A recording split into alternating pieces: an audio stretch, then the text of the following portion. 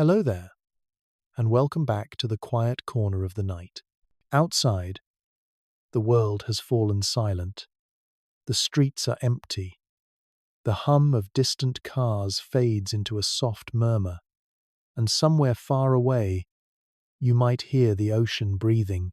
Take a slow breath in and out. Let your shoulders sink into the bed. Feel the weight of your body melting into stillness. Tonight, we'll drift together not across the stars, but beneath the waves. Because sometimes, the most mysterious places on Earth are not above us, but below. Imagine closing your eyes and hearing the faint sound of water moving through endless corridors of stone, pillars covered in coral, statues gazing upward through blue darkness. You're standing on the floor of an ancient city, long forgotten, its towers swallowed by silence, its roads paved with memory. They say the ocean keeps secrets better than time itself, that beneath every wave lies a fragment of something lost, a coin, a bone, a dream. But what if entire civilizations once rested there, living, breathing, and building, before being erased by the sea's slow patience? Plato once told the story of a great island called Atlantis, a realm of perfect symmetry, where wisdom and wealth flowed like rivers of gold. But it angered the gods, and in a single day and night, it vanished beneath the waves. Some say it was only a myth, an allegory for pride and downfall. Others whisper that Atlantis was real, one of many worlds devoured by the ocean's deep hunger. Tonight, we won't try to solve the mystery. We'll simply listen to the slow pulse of the water, the sound of ancient stones resting on the seabed. We'll follow that rhythm down into the heart of forgotten empires, where silence has replaced the voices of builders, priests, and kings. So, wherever you are right now, perhaps lying in bed, perhaps halfway between wakefulness and sleep, let your mind drift with the tide. You don't need to understand everything. You only need to float, gently, through the story of a world that the ocean chose to keep. Because somewhere down there, in the dark blue quiet, the past still dreams of sunlight. And if you listen closely enough, you might hear it breathing. The ocean has always been patient. It moves not in seconds or days, but in millennia, its breath measured in ages, its silence carved through stone. When you look at the horizon, it seems calm, even eternal. But beneath that still surface, entire continents have shifted, mountains have drowned, and the memory of civilizations has been erased like chalk under rain. Tonight, we drift into that quiet mystery, the story of how the sea, with all its beauty, can also become a grave. Not a cruel one, not violent or sudden, but slow, deliberate, like the way sleep takes hold of the body, one breath at a time. Close your eyes for a moment. Imagine standing on a wide coastal plain 10,000 years ago. The air is colder, thinner. The stars look brighter because there are no cities yet, no lights to outshine them. You can hear waves in the distance, but they're far away, maybe 20, 30 miles from where you stand. And yet, beneath your feet, the ground is already shifting. Ice, melting at the edges of the world, sends rivers of cold water rushing toward the sea. The ocean rises, slow and unstoppable. At first, it's only an inch each year. Then, a few more. A generation passes, and the waves creep into the fields where your ancestors once planted wheat. The shoreline, that once stretched for miles, begins to vanish, grain by grain. This isn't imagination, it's history. Archaeologists have found evidence of entire landscapes swallowed by post-Ice Age floods. Doggerland, the lost heart of Europe, once connected Britain to the mainland, a land of rivers, forests, and mammoths now buried under the North Sea. Or Beringia, the vast steppe that once bridged Asia and the Americas, now an invisible corridor beneath the Bering Strait. Each wave, each tide, erased a story, yet left behind a whisper. You see, the sea does not destroy as much as it transforms. Everything it takes, it keeps. The bones of hunters, the stones of temples, the wood of ships, they all become part of the ocean's slow memory. In that sense, the sea is not a tomb. It's a kind of archive, one written in silt and coral instead of ink. Let's drift a little deeper. Picture a city built on the edge of an ancient bay. Its people have mastered bronze, worshipped the stars, and built statues taller than their gods. They believe the tides are eternal, that the water knows its place. But one night, the wind shifts. The sky turns strange. The moon pulls the sea a little too far, and the ocean doesn't come back the way it used to. In one long sigh, the waves rise higher than the rooftops. The temples crumble first, then the docks, the marketplaces, the voices, and when dawn comes, the city is gone, replaced by silence and the gentle roll of the sea. If this sounds like myth, that's because for most of human history, it was. Our ancestors told stories of great floods, the flood of Noah, the deluge of Utnapishtim, the tears of the gods in Hindu lore. Every culture carried a memory of the ocean's reach, retold as divine punishment, or renewal, or balance. But what if these weren't only stories? What if they were records, ancient warnings encoded in dreams and parables? Science now whispers the same tale, only in a colder language. That around 10,000 years ago, as the last ice age ended, global seas rose over 120 meters. Mountains became islands, rivers became gulfs, and the coastlines that cradled early civilizations, those fragile birthplaces of myth, were rewritten. The ocean, in its infinite calm, does not rush. It waits, and while we forget, it remembers. If you listen now, really listen, you can almost hear it. That low, endless hum beneath the surface, the sound of memory sinking slowly through time. It's strange, isn't it? How the sea can be both giver and taker. It brought life to earth, nurtured the first cells in its salt womb, then reclaimed entire empires when their time was done. Maybe that's why every culture, from the Greeks to the Egyptians to the Polynesians, imagined the ocean as something alive, not a force, but a being. A god, perhaps, or an ancient will that moves without anger, without mercy, without rest. Even now, when we look at a calm blue horizon, we're really staring into a graveyard. Beneath those soft waves lies a labyrinth of ruins. Columns toppled in sand. Pottery, half buried. Coins that once touched the hands of lovers and kings. And if you could swim far enough, deep enough, past the twilight zone where sunlight fades into eternal blue, you might see them. Ghost cities, resting in the quiet dark. Somewhere down there, history sleeps. But sleep is not the same as death, because sometimes the sea gives back what it took. A diver finds a statue. A sonar scan reveals the outline of walls, streets, temples. A fisherman pulls up a bronze mirror, green with time, still reflecting the faintest light.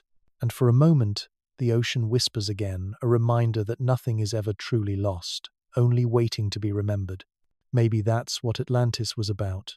Not a city of gold, but a metaphor for memory itself. A story of how even the grandest civilizations must surrender to something greater. The rhythm of the planet, the pulse of water, the endless, breathing sea. Tonight, as you lie there, listening to this slow tide of words, imagine the ocean flowing gently beneath your thoughts. Each wave a heartbeat, each current a memory, and every breath you take is an echo of the world before you, the air that rose from the same sea that now hums in your veins. So let yourself drift. You're not falling asleep, you're sinking softly into the cradle of Earth's oldest element, the one that made us, the one that will outlive us, the one that swallowed history, not to erase it but to keep it safe in the deep blue dark. The ocean does not forget. Even when it seems silent, it keeps the memory of every shore it has ever touched. Every ripple is an echo of something older, a sound that began long before the first human ever whispered a word. Beneath the surface, there are no straight lines, no walls, no clocks. Time dissolves. The stones that once formed temples have turned to coral. The streets where merchants once traded glimmer faintly under layers of sand. And yet, somehow, everything remains rearranged, disguised, but still there. It's as if the sea itself has become a library made of silt and salt, each current turning the pages of an ancient story. When divers descend into this library, They don't walk, they drift. The deeper they go, the slower the world becomes. Every sound grows soft, every motion stretches into eternity. Down there, even the smallest fragment, a broken jar, a coin, a statue's face carries a weight of centuries. Let's visit one of these drowned memories. Heraklion, once a great city of Egypt, a gateway to the Mediterranean. 2,000 years ago, ships from across the ancient world docked here, their sails heavy with spices, gold, and promises. Priests of Amun lit torches beside the river mouth. The pharaoh's envoys offered sacrifices to the gods of the tide. And then, slowly, the earth beneath them began to sigh. No one noticed at first. The ground sank by inches. The river currents shifted. The clay foundations softened with time. And one day, perhaps during a storm, the city gave way. Heracleon slipped beneath the water, not all at once, but in silence, like a candle being lowered into the dark. For centuries, no one even remembered its name. Only fishermen spoke of strange shapes on the seabed and nets that caught on something solid.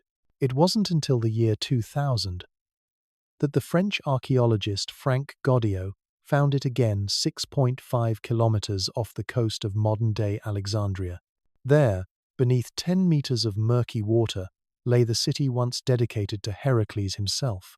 The divers found colossal statues, pharaohs frozen in poses of eternal calm, their faces untouched by time. They found gold coins, vessels of perfume, the remains of temples. They even found an enormous stone slab engraved with laws, the last words of a civilization that had been asleep for 2,000 years. Imagine seeing that through a diver's light, the pale beam gliding over hieroglyphs that haven't felt air since before Christ. Imagine the hush, the way your breath echoes inside the helmet, the way your heartbeat seems to merge with the slow rhythm of the current. It's not exploration, it's communion, a quiet conversation with time itself. Now, let's drift northward, across the Mediterranean, toward the waters of Greece. Just off the coast of Laconia lies another ghost, Pavlopetri. It's much older than Heraklion, perhaps 5,000 years old, and is believed to be one of the world's earliest known submerged cities. Stone walls, outlined streets, courtyards, even houses with rooms still intact. Underwater archaeologists have mapped it like a dream drawn in slow motion, an entire community, frozen mid-breath. But what's most haunting about Pavlopetri is how familiar it feels. It wasn't a grand capital or a fortress of kings. It was ordinary homes, markets, workshops, a place where children laughed, where clay pots dried under the Sunday. And then, one day, the sea took it. Not as punishment, but as inheritance. Farther north still, beyond the reach of sunlight, lies a land that doesn't even have ruins, Doggerland. 10,000 years ago, it connected Britain to Europe, a lush plain filled with deer, rivers, and forests. But as the Ice Age ended, melting glaciers raised the sea by 100 meters. The land sank slowly beneath the waves. Today, sonar scans of the North Sea reveal ancient riverbeds, lake basins, even traces of settlements, the ghosts of a continent beneath fishermen's boats. Sometimes, trawlers bring up bones, the antler of a reindeer, a tool shaped by human hands, a fragment of mammoth ivory, polished smooth by water. Each one is a message from a world erased, a whisper from people who never knew they'd vanish. All of this, Heracleon, Pavlopetri, Doggerland, isn't mythology. It's proof that time and tide are sculptors far greater than any empire. Civilizations don't die violently.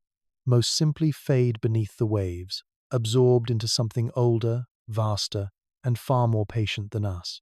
Yet there's something almost gentle in that erasure. The sea doesn't destroy, it preserves.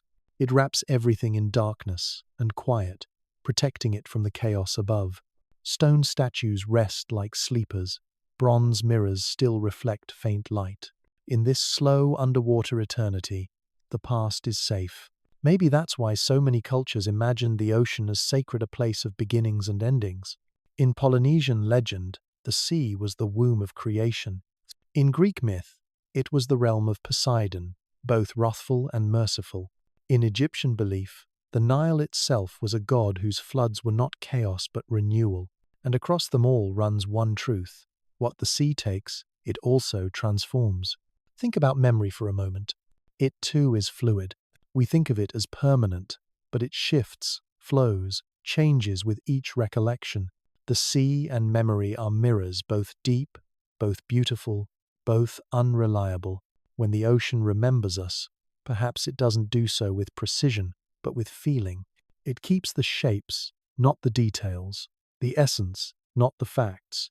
So when divers descend into Heraclean or Pavlopetri, they aren't retrieving the past.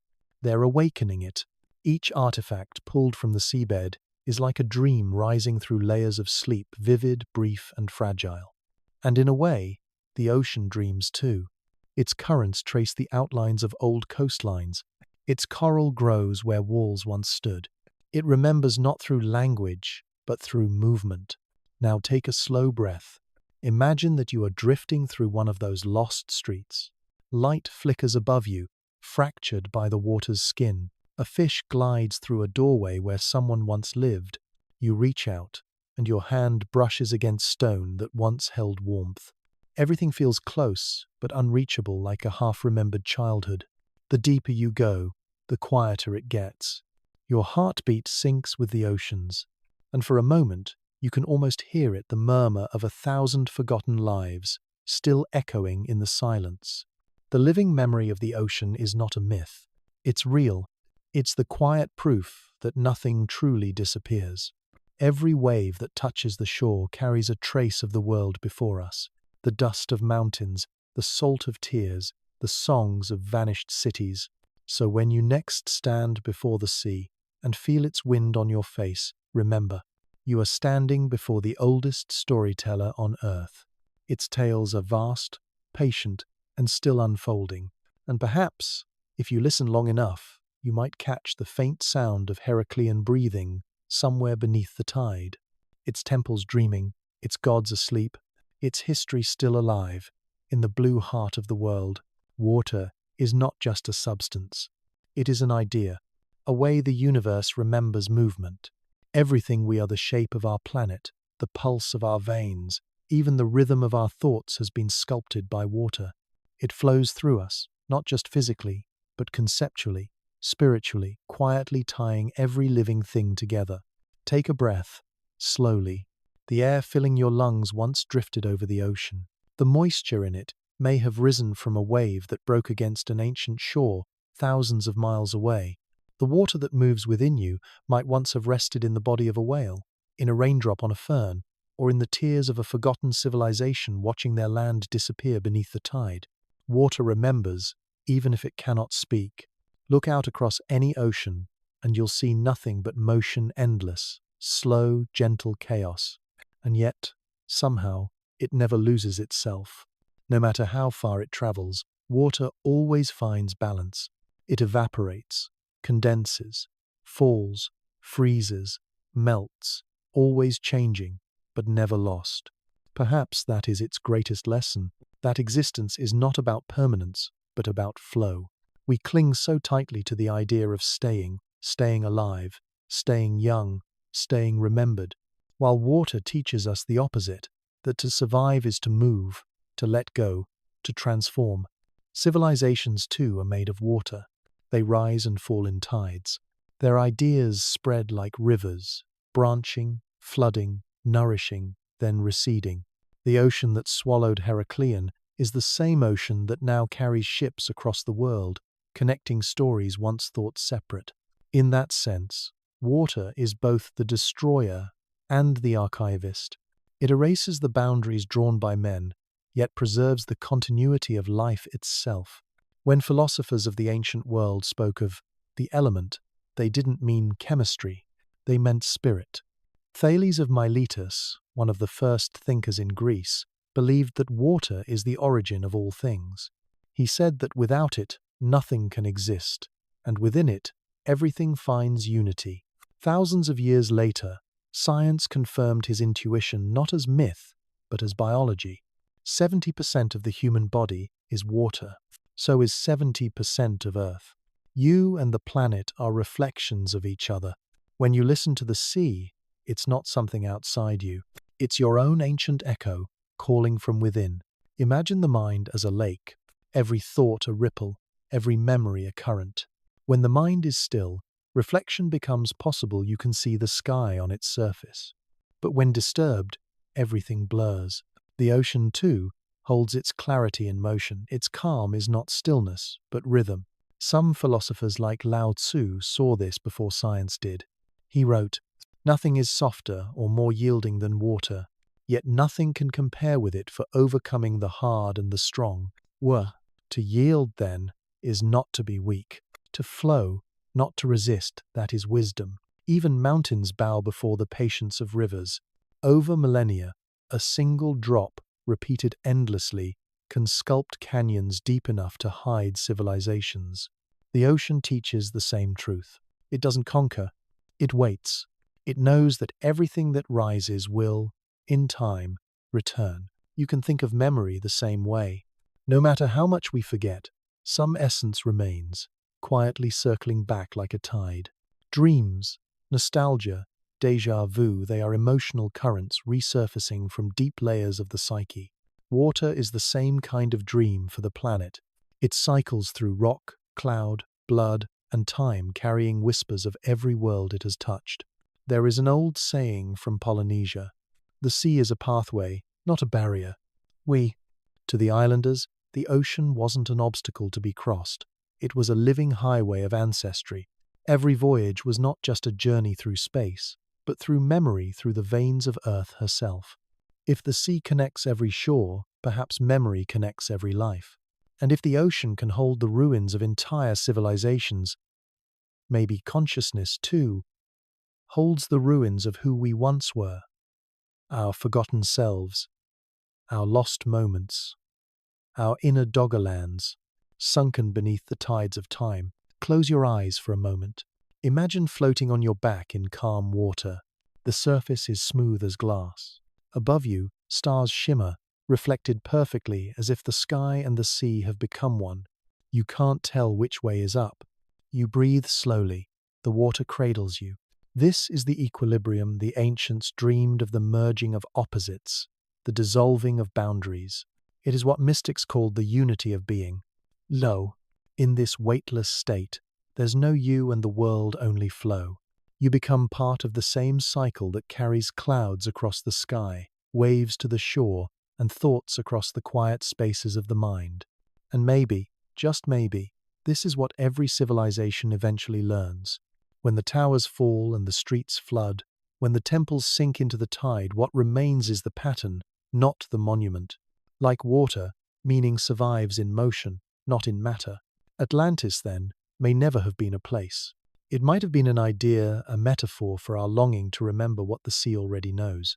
A reminder that the more we try to stand against time, the more we are drawn back into its current. And perhaps that's not tragic. Perhaps it's merciful, because if everything flowed once, it can flow again. Empires will vanish, but their essence will reappear in language, in myth, in song, in a child's dream of the sea. Nothing truly ends in water. It only changes shape. Listen closely now. You might hear it, a faint pulse beneath your breath.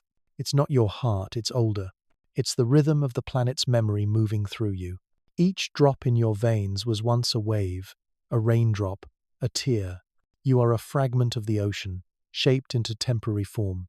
And when you sleep tonight, your body will remember that ancient stillness, the feeling of floating, the peace of surrender, the wisdom of flow. Because in the end, to live like water is to trust the unseen, to accept that the tides of life know where they are going, even when you do not. So, as the music fades, let the sound of the sea carry you inward. Let it wash away the hard edges of the day, and soften your thoughts into something round, something vast, something that drifts not lost, but free. For even now, as you listen, the ocean is thinking, breathing, remembering. It is dreaming you. There are stories that never die. They move through centuries like tides, reshaped by every shore they touch. Among them, one has glimmered the longest, a story about a city so perfect, so radiant, that the gods themselves grew jealous of it. The story of Atlantis. It began, as most myths do, with a whisper, a conversation between an old philosopher and his student more than 2,000 years ago. Plato, in his dialogues Timaeus and Critias, spoke of a great island beyond the Pillars of Heracles, beyond the known world, where the Atlantic now stretches endless and blue. He said it was larger than Libya and Asia combined, and that its people had mastered arts and sciences unknown to the rest of mankind. They were not savages, they were divine, descendants of the god Poseidon himself, half human, half immortal. Their capital was a masterpiece of geometry and harmony, concentric rings of land and water, guarded by walls of red, black, and white stone, crowned by a temple that shone brighter than gold. At its heart stood a statue of Poseidon, driving 6 winged horses through the heavens, symbol of the sea's power, symbol of man's triumph over chaos. But perfection, it seems, always carries a flaw. As the Atlanteans grew rich, they also grew proud. They forgot the humility of their divine origin and began to see themselves as gods. Their temples became fortresses, their science turned into conquest. And so, as the story goes, the gods decided to restore balance. In a single night and day of misfortune, earthquakes and floods struck the island, and Atlantis, the pride of the world, was swallowed by the sea. For millennia, people have searched for it. Kings and explorers, scholars and dreamers, all drawn to that shimmering promise beneath the waves. Some looked for it near the Azores, others near Crete, Sardinia, or even beneath Antarctica's ice. But Atlantis was never just a place. It was a mirror reflecting our endless longing for something lost, something we almost remember. Close your eyes. Imagine standing on the deck of a small boat. At night, far from the shore, the sea is calm, black as ink, and the stars above are scattered like embers of a forgotten fire. You stare into the dark water, and for a fleeting second, you think you see it, a faint glow beneath the surface, like a city made of moonlight, breathing softly in the depths. Is it real, or is it the ocean dreaming of its own memories? Archaeologists have always been cautious with Atlantis. They call it a parable, a story Plato used to warn against greed, power, and the decay of virtue. But even scientists admit, myths often contain the shadows of truth. And if we peel away the divine, what remains is something familiar, the memory of a real catastrophe. Around the same time Plato described Atlantis, the world's oldest civilizations had already known floods that wiped entire coastlines away. The eruption of Santorini around 1600 BCE, one of the largest in recorded history, devastated the Minoan civilization on Crete. The island exploded with a force hundreds of times greater than Hiroshima, sending tsunamis across the Aegean Sea. Cities disappeared overnight. Temples fell into the sea. And in the ashes that followed, perhaps a story was born of a great people punished by the gods, their shining world drowned in a single day. The Greeks remembered that. So did the Egyptians, the Mesopotamians, the Hindus, the Mayans. Every culture had its flood, its Atlantis. It's almost as if humanity carries a collective memory of the sea rising to reclaim what it lent us. Yet, there's something tender in the tragedy of Atlantis. It's not just about loss, it's about balance. The ocean didn't destroy Atlantis out of hatred, it merely restored equilibrium. When humans forgot they were guests on Earth, the sea reminded them who truly ruled the planet. In this light, the myth becomes a meditation. Atlantis is not a warning of divine punishment, it's a story about rhythm. Every civilization breathes, expansion, creation, pride, and then collapse, just like the tide. Even our own world follows that pattern. We build cities brighter than suns, towers that reach beyond clouds, machines that whisper to stars. But deep down, the sea watches, patient as ever, because it knows, one day, it will rise again, not in anger, but in rhythm. Picture the Atlanteans in their final moments. The ground trembles beneath their feet. Temples collapse. Waters rush through marble streets. But in the stillness before the final wave, maybe someone looks toward the horizon and sees not destruction, but return. The water they once worshipped is coming home. Maybe that's the lesson. Nothing is ever truly taken. Everything simply returns to where it began. Atlantis was built on the sea's generosity. It was destroyed by the sea's memory. And perhaps that's why it continues to live not as ruins, but as an idea. An idea that drifts through our stories like a current that never stops. Even now, explorers scan the ocean floor with satellites, sending sonar through miles of water, tracing strange patterns, circular formations, symmetrical ridges, faint outlines that could be roads. Every few years, someone claims to have found it, and every time, the ocean smiles and hides it again, because Atlantis was never meant to be found. It was meant to be remembered. When you think about it, we are all Atlanteans. We build our lives, our cities, our dreams on unstable ground, on time, on faith, on shifting sand. And one day, the tide comes for us too. But perhaps, like Atlantis, we don't vanish. We simply become something else, part of the great story of the sea. There's a quiet comfort in that, to know that even in loss, there is continuity.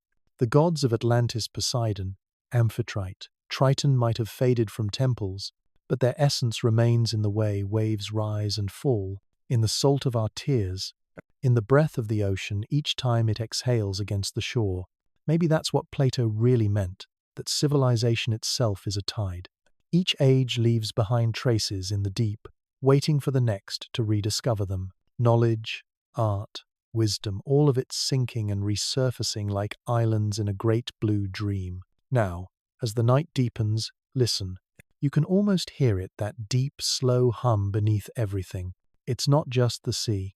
It's time itself, breathing. It's the sound of all things lost, still alive in another form. And maybe, somewhere out there, under the weight of the Atlantic, the statues of Atlantis still stand. Not ruined, not gone just to sleep, surrounded by coral and silence, dreaming the same dream we're dreaming now. Because Atlantis was never a city beneath the waves. It was the ocean's reflection of us, our beauty, our arrogance, our longing, a reminder that to be human is to build sandcastles at the edge of the tide, knowing one day the sea will come. And still, we build them anyway. You can close your eyes now and imagine sinking slowly into silence.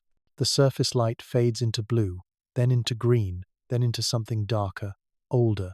The deeper you go, the more the world changes. Sound becomes distant, shapes blur, and all that remains is the slow rhythm of your own breath, a heartbeat in the ocean's chest. This is not fantasy. You are entering a world that truly exists. A realm where cities sleep beneath sand and coral, where statues rest upright as if waiting for dawn, where the past is preserved in water's quiet archive. Let's begin near the delta of the Nile, where the river meets the sea like a vein opening into the body of the world. Here lies Heracleion, a name once whispered with reverence in the time of pharaohs. It was a city of thresholds, the maritime gate of ancient Egypt, where traders from Greece and Phoenicia came to pay tribute to the gods before entering the sacred land. Its harbour was lined with towering temples and marble statues of gods, its streets alive with merchants, priests, and sailors. But then perhaps in the 2nd century BCE, something changed.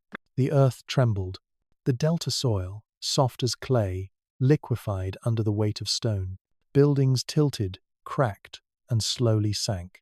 And the sea, patient as always, covered everything one ripple at a time. For 2,000 years, the city was gone, not destroyed, but hidden. It was rediscovered only at the turn of the 21st century by French marine archaeologist Frank Goddio. He had been searching for Cleopatra's lost palace, but what he found was older still. Imagine descending with him, divers moving through green water thick with silt, their lights cutting through shadows like dawn breaking under the sea. Suddenly, through the murk, a face appears. A colossal statue of a pharaoh, serene, eyes closed, his crown still perfect, his smile untouched by centuries. Around him lie broken pillars, inscriptions still legible, gold coins scattered like sunlight frozen in time. The divers find the remains of a temple dedicated to Amun-Gareb, giant blocks weighing dozens of tons, resting gently on the seabed. They find shipwrecks, 64 of them, their timbers intact, amphorae still carrying traces of ancient wine. It is said that when Gaudio touched the stone of Heracleon for the first time, he felt as though he was waking something that had been dreaming for 2 millennia. The city, once lost to sand and myth, was real again, not in books, but in the quiet, living dark of the sea. But Heracleon is not alone. Across the Aegean, in the clear waters off southern Greece, another ghost lies waiting Pavlopetri. It is far older than Heracleon, dating back nearly 5,000 years, a city that flourished during the Bronze Age, when Europe was still learning to dream of empire. Unlike most ruins, Pavlopetri remains perfectly mapped. Streets, courtyards, rooms, even the outlines of doors. It's as if time stopped mid-breath, leaving behind a fossilized moment of life. And when divers swim through it, it feels eerily familiar. Not like a mythic Atlantis, but like home. There are no towering statues or golden temples here, only homes built by ordinary people. A potter's workshop with its kiln still visible. A marketplace. A courtyard where a family might have once eaten together, listening to waves that would one day rise high enough to claim it all. The sea took Pavlopetri quietly, not through violence, but through patience. As the earth shifted, the shoreline retreated, and little by little, the waves stepped inland, until the sea was no longer visitor, but resident. When you see it now, lying beneath turquoise water, sunlight still rippling across its stone floors, you realize something profound. The ocean didn't bury it, it preserved it. The city still breathes. Only now, its breath sounds like waves.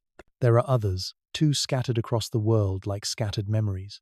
In Japan, off the coast of Yonaguni, lies a staircase of stone so enormous and precise that divers still argue whether it was built by man or carved by nature. Massive terraces, steps, and platforms, all aligned as though designed for giants.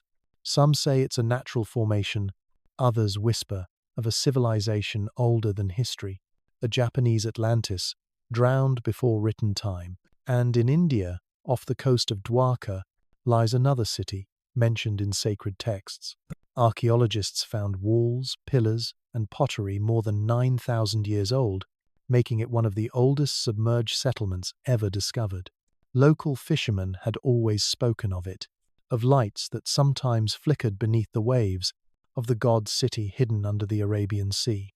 Now, sonar images confirm that the myths were not entirely wrong, and farther north still, in the cold of the North Sea, there is no city but a continent, Doggerland. Once a green plain connecting Britain to Europe, it was home to mammoths, deer, and humans. But as the ice melted, the sea advanced, and the land vanished beneath it. Today, trawlers still pull up bones from that lost world, tools carved by forgotten hands, ivory ornaments polished by time and tide. It's humbling, isn't it, to realize how fragile our idea of permanence truly is.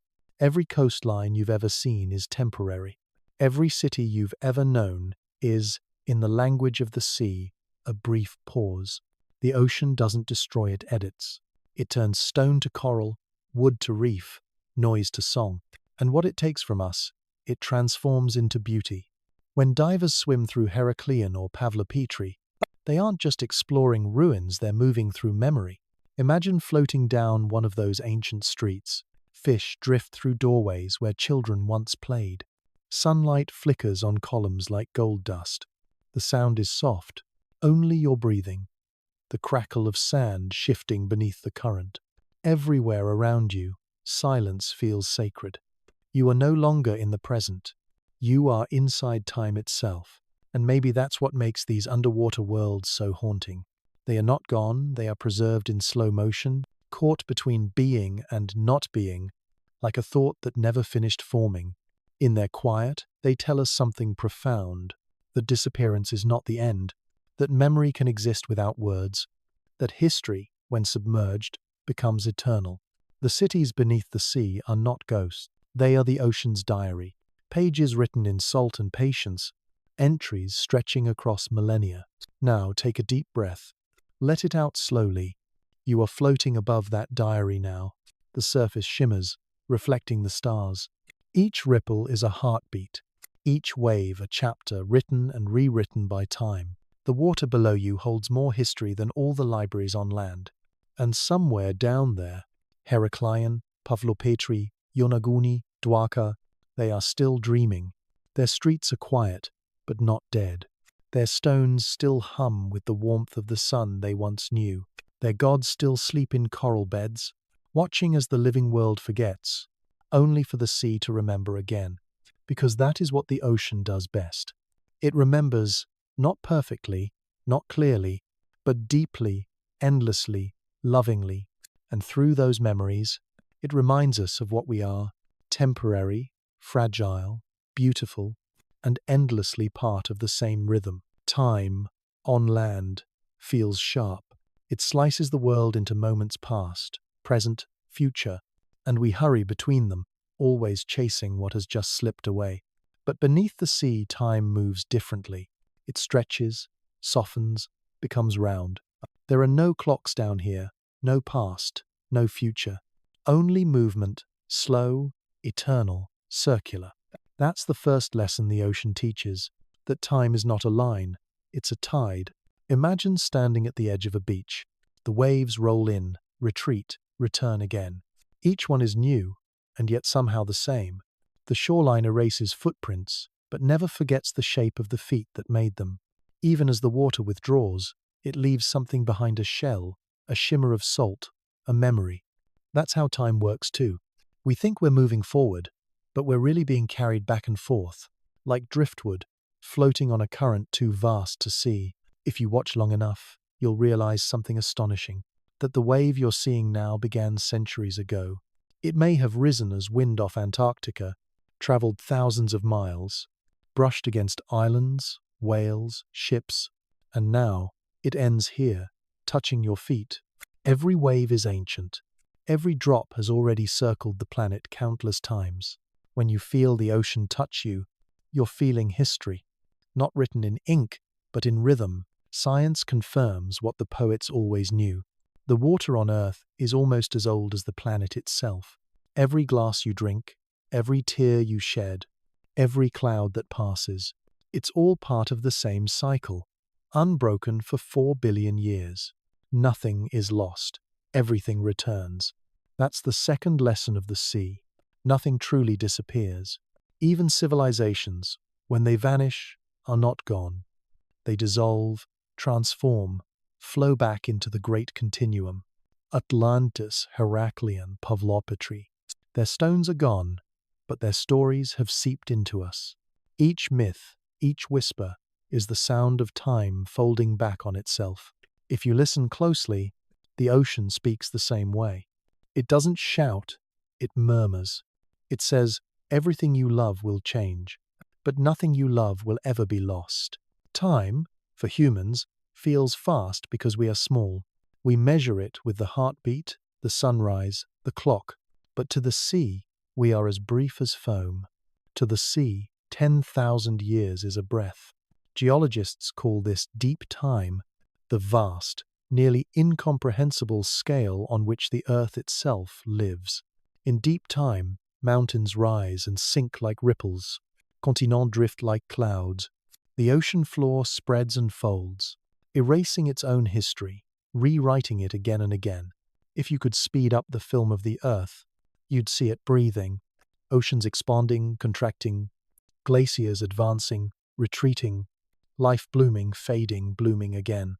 It's beautiful, it's endless, and it's humbling, because somewhere within that rhythm, you and I are happening right now, a flicker in the long pulse of the planet. The ocean, then, is not just a body of water, it's the memory of time itself. Every current is a record of movement, every wave, a heartbeat, and every tide, a reminder that time does not flow away from us. We are the ones flowing through it. In the 19th century, a French philosopher once wrote, "Memory is the ocean of consciousness, each moment a ripple across its surface." Maybe that's why people feel peace by the sea. It's not just the sound or the color, it's recognition. On some deep level, we remember the rhythm. We came from this. Every cell in our bodies still carries the salt of that ancient ocean. When you stand by the shore, You're returning to where time first began to count. Think of how humans fight time. We build clocks, calendars, monuments. We chase youth, preserve moments in photographs, build walls against change. But the sea shows us another way, to let time wash through us, to yield, not to resist, to see each ending as a continuation. Look at the tides. They fall not because they are defeated, but because they must return, and when they do, they come back with new light, new salt, new stories. What if we could live like that, without fearing change, without mourning every passing hour, trusting instead that everything lost will find another form? The sea does not fear erosion. It knows that even as it wears the cliffs away, it's creating sand, shells, coral new beauty from old loss. Maybe time isn't stealing from us. Maybe it's sculpting us. Now imagine descending again, deeper this time, down past the coral gardens, past the ruins of Heracleon and Pavlopetri, down to where light can no longer reach. Here, in the twilight zone, time nearly stops. The water is cold, still, heavy. There are creatures here that have never seen the surface, jellyfish that glow like lanterns, fish with translucent skin, forms of life so strange they seem older than evolution itself. These beings live in time differently. Some drift for centuries. Some reproduce only once in their lives. Some never move at all, anchored to the sea floor, filtering what the current brings. They don't hurry. They don't measure. They just are. If you stay long enough, you begin to feel it too, the deep patience of existence, a silence that is not empty, but full. It's as if the ocean is saying, "This is how time truly feels when you stop counting." Back on the surface, humans continue to rush, building, measuring, recording, but the sea keeps its rhythm, unchanged. Its waves still rise, still fall. Its memory still flows. And perhaps that's the final lesson. Time, like water, is not meant to be owned. It is meant to be felt. Every second you live is not passing by. It's washing through you, shaping you, turning you into something new. When you sleep, you are like the ocean at night, dark, still, quietly alive. And when you wake, you are like the tide, returning to the light, carrying traces of dreams like shells on the shore. So tonight, let time soften again. Don't measure it. Don't chase it. Just breathe. Each breath is a wave. Each pause between them is a shore. And all of them together, the flow, the silence, the return. That's life. The ocean knows this. It has known it for 4 billion years. And it whispers the same message, over and over, to anyone willing to listen. Be patient. Flow gently. Nothing is ever truly gone. The ocean does not simply surround us. It speaks to something ancient within us, something wordless, something that remembers.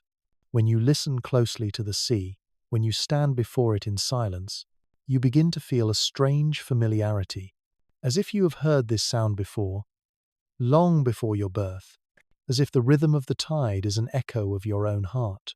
Maybe that's not just poetry. Maybe it's memory. Every human being carries the ocean inside. Our blood is the same saltiness as the sea. Our heartbeat mimics its rhythm.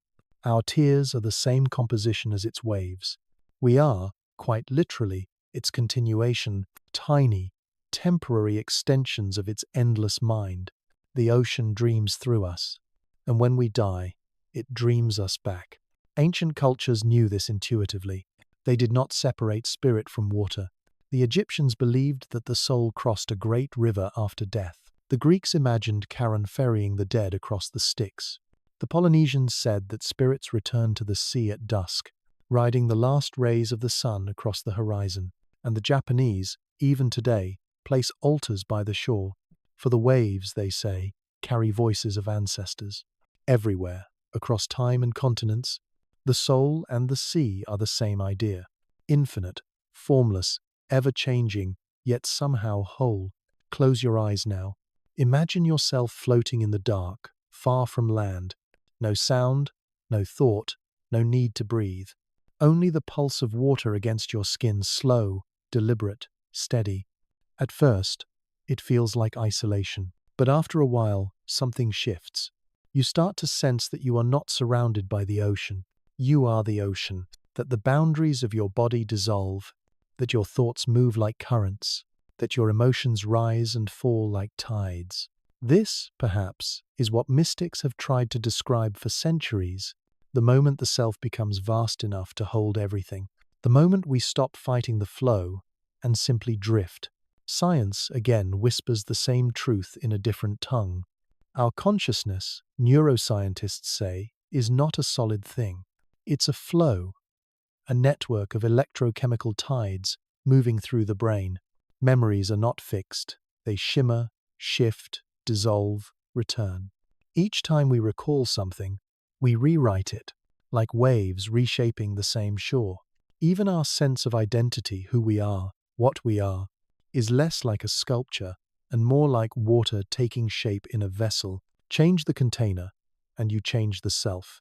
But the water, the essence, remains. So maybe the soul is not something that exists. Maybe it's something that moves. A rhythm, a current, a reflection. And when it's time to return, it flows back into the greater sea it came from. The ancients had a word for this. In Sanskrit, Atman, the self, was said to be one drop in the vast Brahman, the universal ocean. In Taoist thought, water was the purest symbol of wisdom. It yields, adapts, nourishes, and returns without struggle. And in early Christian mysticism, baptism was not merely cleansing, it was remembering, a reminder that life began in water, and to the water we all shall return. Maybe that's why we find peace in the sound of waves. Not because it's soothing, but because it's familiar. It's the lullaby of the womb, the echo of our first existence, the sound of our own beginning, played endlessly on repeat. When you listen to the sea, you're not hearing something outside of you. You're hearing yourself, amplified across eternity. But there's another layer to this, softer and more mysterious. The ocean doesn't only remember the living, it remembers the forgotten. When a civilization disappears beneath its surface, the sea does not mourn. It holds. It keeps their voices.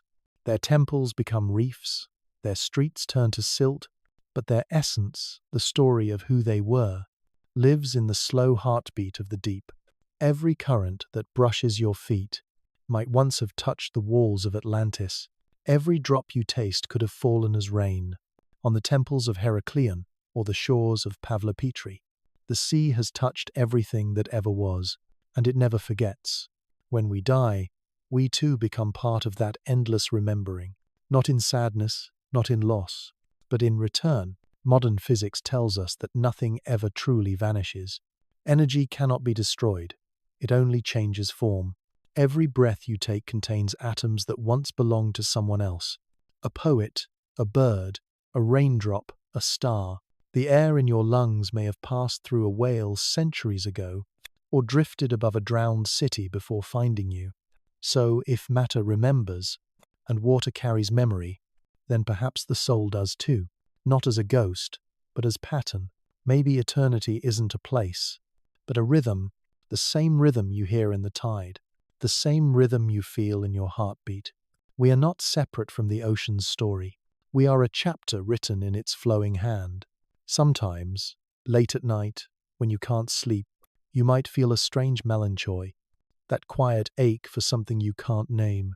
It's not sadness, exactly. It's more like recognition, a homesickness for something ancient. That feeling, the gentle ache, is the ocean inside you remembering itself. It's your inner tide rising, your deeper self whispering, "I have been here before." The sea, in all its vastness, is not a stranger. It is your oldest friend. It has seen every version of you that has ever existed. The child, the dreamer, the wanderer, the dust yet to be reborn. And when you finally return to it, there will be no fear, only the soft recognition of home. Perhaps this is what the ancients meant when they said the dead sleep in the ocean's arms. Perhaps the sea is not death at all, but memory continuing, the soul's gentle migration from form to formlessness. It doesn't end. It expands. So tonight, as you lie there, listening to this quiet tide of thought, let your body rest like a boat on still water. Let your breath follow the rhythm of waves, and if a strange peace begins to wash over you, don't resist it. That's the sea inside you remembering its shape. You are not falling asleep. You are returning to the rhythm, to the flow, to the endless ocean that has always been your home. There is a moment when you stand by the water's edge at night, when the ocean becomes a mirror, not of the sky or the stars or the moon, but of you. You lean closer, and the waves seem to lean back. Your reflection trembles, reshaped by every ripple, until you can no longer tell where you end and the sea begins. That's the power of the ocean. It doesn't simply show you your face. It shows you your shape, the one that shifts, drifts, dissolves. We spend our lives trying to define ourselves. I am this, I am that, a name, a story, a collection of memories. But when you look into the sea, those definitions begin to blur. The surface moves, and suddenly you are no longer sure what's reflection and what's real. It's unsettling, yes, but also freeing, because the sea reminds us of something the land makes us forget, that identity is fluid, that we are not statues carved in stone, but waves in motion, each one shaped by wind and time. Philosophers have always been drawn to mirrors. To them, reflection is both beauty and danger. It offers knowledge but also humility. You see yourself, but also realize how fragile that self really is. The ancient Greeks told the story of Narcissus, the man who fell in love with his reflection in the water. He stared so long that he forgot the world around him, and in the end, he became the flower that bears his name, rooted, motionless, gazing forever into the stream. For centuries, people read that tale as a warning against vanity. But maybe it's not vanity that killed Narcissus. Maybe it was separation. He believed his reflection was other, something to possess rather than to become. The sea would never make that mistake. It does not fall in love with its reflection because it knows it is the reflection. It holds the sky not as an image, but as a partner in endless motion. The sea reflects everything, yet clings to nothing, and that, perhaps, is its greatest wisdom. Imagine looking into a calm lagoon at dawn.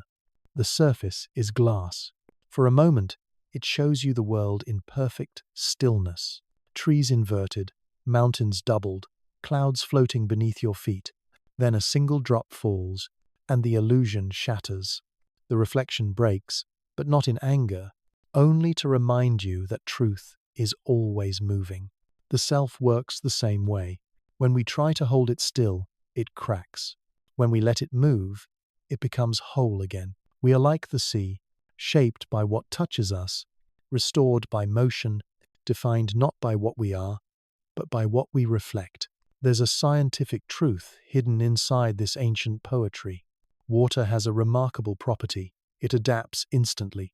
It takes the shape of whatever holds it, a cup, a river, a cloud, but it never loses its essence. That's what consciousness does too. Your mind, your identity, your emotions, they reshape themselves constantly, but the current underneath remains. Maybe this is why humans feel calm near the sea. When we stare into its surface, some deep part of us recognizes that adaptability, that quiet resilience. We see ourselves as we truly are, not fixed, not permanent, but endlessly capable of becoming.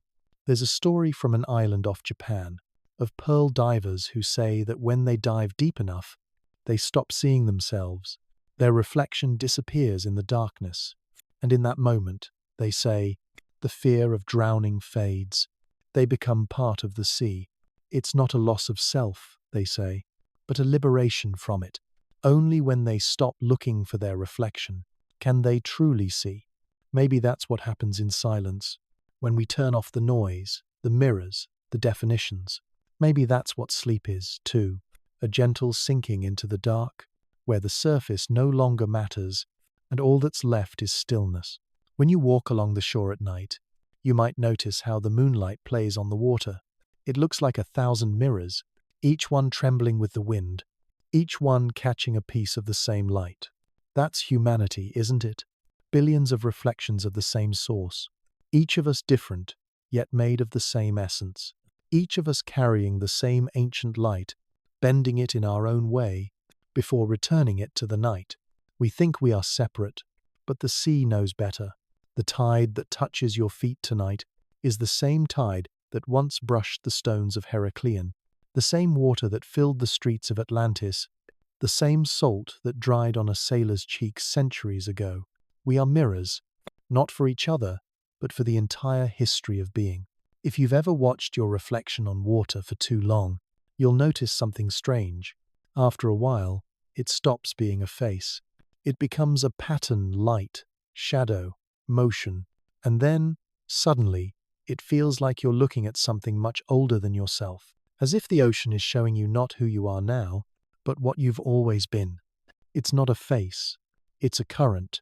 It's the rhythm of your life in another form. Perhaps that's why so many ancient myths say that gods lived in the sea, because in its depth they saw themselves multiplied, infinite, shimmering, unending. In psychology, there's a term, the oceanic feeling. It was used by the mystic Romain Rolland, and later by Freud, to describe that sudden, overwhelming sense of unity with everything, a state where the boundaries between self and world vanish. Some call it spiritual awakening, others call it illusion, but anyone who has ever floated in calm water, eyes closed, heartbeat slow, knows what it feels like. Peace without reason. You don't have to believe in eternity to feel it.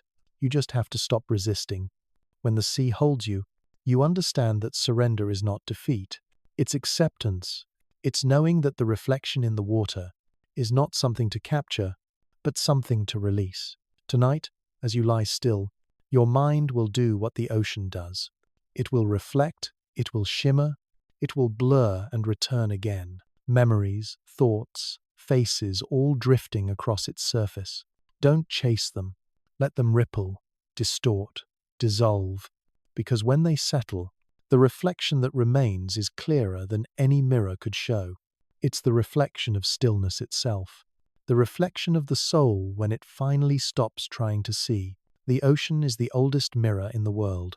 It has shown every sky that ever was, every face that ever leaned toward it, every tear, every star. And in all those reflections, it never grew tired, because the sea doesn't judge what it reflects. It simply holds it, then lets it go. Maybe that's the ultimate wisdom we can learn from it, to reflect the world, to love what passes through us, and to release it gently back into the flow. So tonight, as the sound of waves begins to blur with your breath, imagine the sea holding your reflection, softly, patiently, until it becomes light. And when you sleep, may you see yourself as the ocean sees you, not as a name, not as a story, but as movement, a shimmer of being between two tides. Every story, like every wave, has two sides. One moves forward, carrying faith, wonder, imagination. The other pulls back with skepticism, precision, logic. They meet somewhere in the middle, and together they form the rhythm we call truth. That's how the ocean breathes, in and out, belief and doubt. For thousands of years, humanity has looked to the sea for answers. When something mysterious happened, a flood, a storm, a city vanishing, our ancestors turned to myth. They gave the ocean faces and tempers, called it Poseidon, Yam, Tiamat, Njord. They prayed to it, feared it, loved it. To them, the ocean was alive, an immortal mind with moods and memories. But later, another current began to rise. Science. It stripped the ocean of its gods and replaced them with data. No longer Poseidon, but plate tectonics. No longer divine punishment, but climate and erosion. No longer the wrath of deities, but the slow breathing of the planet itself.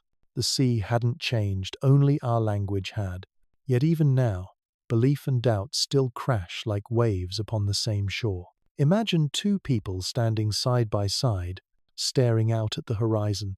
One sees mystery, the shimmer of lost civilizations, the whisper of gods beneath the water.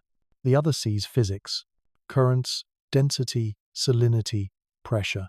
Both are right, in their own way. Both are incomplete. Because the world isn't built from answers, but from the tension between them. The ocean has always understood that. It can be calm and violent, generous and cruel, endless and finite all at once. It doesn't pick a side. It simply holds them together. When you think about it, belief and doubt are not enemies. They're twins. Belief gives us meaning, doubt gives us clarity. Belief opens the heart, doubt sharpens the mind. Together, they make us human. Plato believed Atlantis was real enough to teach a moral, but fictional enough to remain safe. He wrote not to convince, but to question. His story became a mirror, reflecting our own desire to understand what we cannot prove. And still, thousands of years later, we stand at that same mirror, asking, wondering. Scientists, when they dive for ruins or map the seafloor, carry both faith and skepticism in equal measure. Faith that something extraordinary might lie beneath. Skepticism that what they find will ever match the dream. Every sonar scan, every dive, is a quiet conversation between the known and the unknown, between what can be measured and what must be felt. When Frank Goddio discovered Heraclean, he didn't start with a map, he started with a story. He believed, first. Then he proved. Maybe that's how discovery really works. Not through certainty, but through the courage to doubt everything except the journey itself. Close your eyes for a moment. Picture yourself standing on the shore at twilight. The tide is low, the air cool, the horizon blurred by mist. You can't tell where the water ends and the sky begins. That line, that invisible threshold, is where belief and doubt meet. One side solid, one side shifting. One grounded in reason, the other in wonder. Step forward, and the world becomes reflection. Step back, and it becomes fact. But the most peaceful place is right there, between them, where both are true. For centuries, sailors told stories of monsters rising from the depths. The kraken, the leviathan, the serpent that encircles the world. To scientists, these were only exaggerations. Giant squids, misunderstood shadows, tricks of the mind. But those stories served another purpose. They gave fear a name and wonder a shape. They made the vastness bearable. Because belief, even when it's wrong, can still be beautiful. The same is true for the myths of Atlantis, or Lemuria, or Mu. They might never be found, but they keep us searching. They remind us that beneath our need for proof lies something deeper, a yearning to belong to something greater than what can be measured. And what about doubt? It, too, has its beauty. Without doubt, belief becomes blindness. Without reason, wonder turns to superstition. Doubt protects us from our own illusions, but it must not suffocate them. The goal is not to destroy mystery, but to dance with it. Science and myth, reason and dream. They are not rivals, but partners in the same exploration. The map and the sea. The physicist Richard Feynman once said, "I can live with doubt and uncertainty. It's much more interesting than having answers which might be wrong." Perhaps that's what the ocean whispers every night, that life is not about knowing, but about floating. We are not meant to stand still on solid ground forever. We are meant to drift, to question, to wonder, to let the currents of belief and doubt move through us, without clinging too tightly to either shore. Think of a wave again.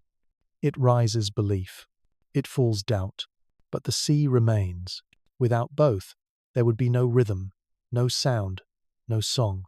Maybe that's why we find peace in uncertainty, because deep down, we know that certainty would silence everything. It would end the movement, and without movement, there is no life. So the ocean keeps us curious. It hides what it knows, not to mock us, but to keep us searching. If you listen to the sea at night, you'll notice how its rhythm feels like breathing, slow, deliberate, endless. Every inhale carries belief. Every exhale doubt, and between them stillness. That stillness is where truth waits, not as a fact, but as a feeling, because truth, like the ocean, cannot be captured. It can only be experienced.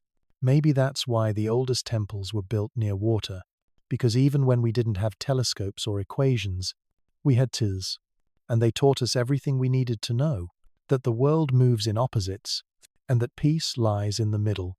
So, tonight, if your mind is torn between what to believe and what to question, Don't choose. Just float. Let both currents pull you gently. Let them balance each other, as the moon balances the tide. There's no need for answers now, only the soft hum of the ocean, the whisper of foam against sand, the eternal meeting of belief and doubt, rising, falling, becoming one.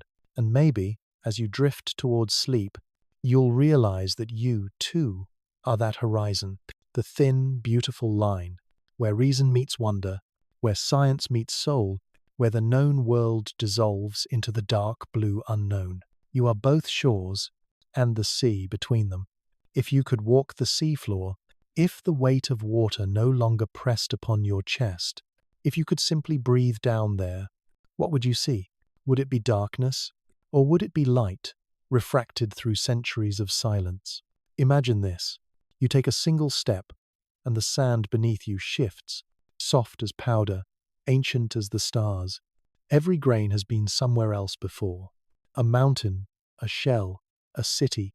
You are walking across time itself. The light above you is dim, filtered through the surface like the breath of another world. You move slowly, not because you must, but because the water asks you to. Every movement sends a ripple outward.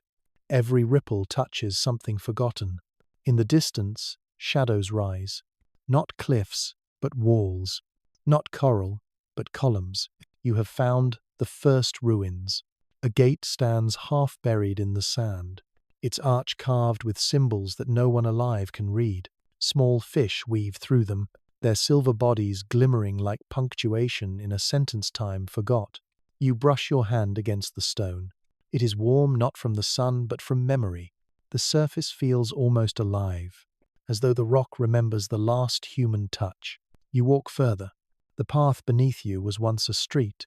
You can still see the outlines of houses, doorways opening into nothing, staircases leading into the sea. There is no sound but your breathing, slow, mechanical, like the tide inside your chest. And yet, in the stillness, you hear something else. The faint hum of time itself, the echo of footsteps that once filled these corridors. You are not the first to be here. You are simply the first to remember. A statue rises from the sand. A woman, half eroded, her face lost to the waves. She stands with one arm raised, as if she were trying to shield her eyes from the light. When the sea first came for her, her expression is unreadable. Not fear, not sorrow, but calm acceptance. It's as if she knew that the sea does not destroy, it transforms. You reach out and touch her hand. The stone is cold, but beneath it, you feel warmth, a pulse, maybe imagined, maybe real. In this place, imagination and memory are the same thing. A little farther on, the ruins open into a plaza. Columns lie like fallen trees, each one draped in veils of seaweed. Beneath your feet, the floor is still patterned with mosaics. Tiles depicting suns, fish, chariots, fragments of stories that once meant everything to someone. You kneel, brushing away sand, and beneath your fingertips, you find a mosaic eye staring back at you. Its blue impossibly bright, even after 1,000 years underwater. It feels alive, as though it's still watching the surface, waiting for the day it will see sunlight again. You stand in the center of the square. Above you, beams of light pierce the water, descending in golden columns. Dust, or perhaps ash, drifts through them like snow. For a moment, the ruins glow. You realize that the city is not dead, it's dreaming. And you, the visitor, are the dreamer within its dream. Every ruin has a memory, and every memory has a voice. If you listen carefully, you can almost hear it now. A murmur, faint and rhythmic, like a chorus from far away. It's not words, not language, but you understand. The sea is speaking in its own way. It's telling you that time is not a straight line. It loops, it folds, it returns. Everything lost becomes something new. You keep walking, and the architecture begins to change. The walls curve like waves. The buildings shimmer with mineral crusts, iron, manganese, calcium, as though the ocean has painted its own artwork upon human stone. You pass a doorway half open, and inside, there are vases still upright, A table still standing. You almost expect to see someone sitting there, but the only movement is a school of fish, turning in slow synchrony, their bodies catching light like the memory of fire. It's strange how peaceful it feels. You're surrounded by ruin, and yet you feel no sadness. Only stillness. Only awe. Perhaps this is what eternity feels like. Not endlessness, but quiet continuation. Somewhere above, a whale sings. The sound travels through the water like a prayer, low and haunting, stretching for miles in every direction. It vibrates through your bones. It reminds you that you are not alone in this silence. That life, in some form, has always survived. The whale's song mixes with the hum of the ruins, and for a moment, you realize they are harmonizing life and death, past and present, rock and breath.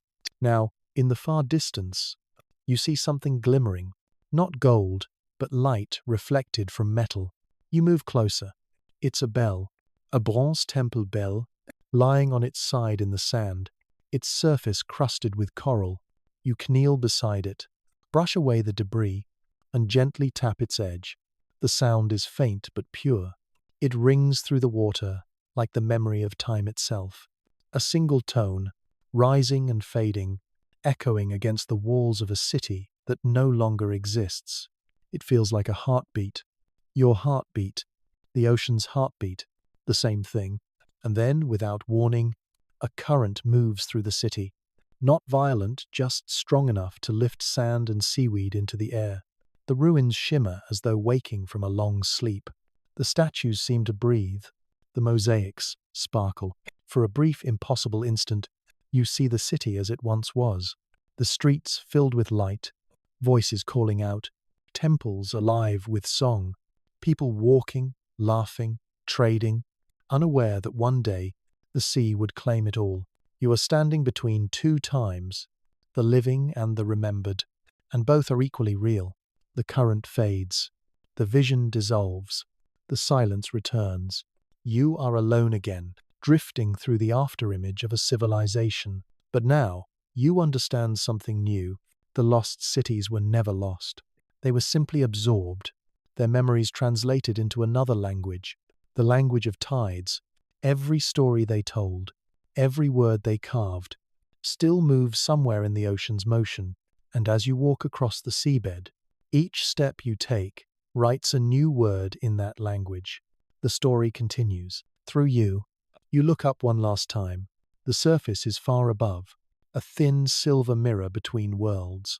You can see your reflection, blurred by the water, rippled by the weight of history. And you realize you are not walking through ruins. You are walking through yourself, through everything humanity has built, lost, and remembered. The ocean doesn't hide the past.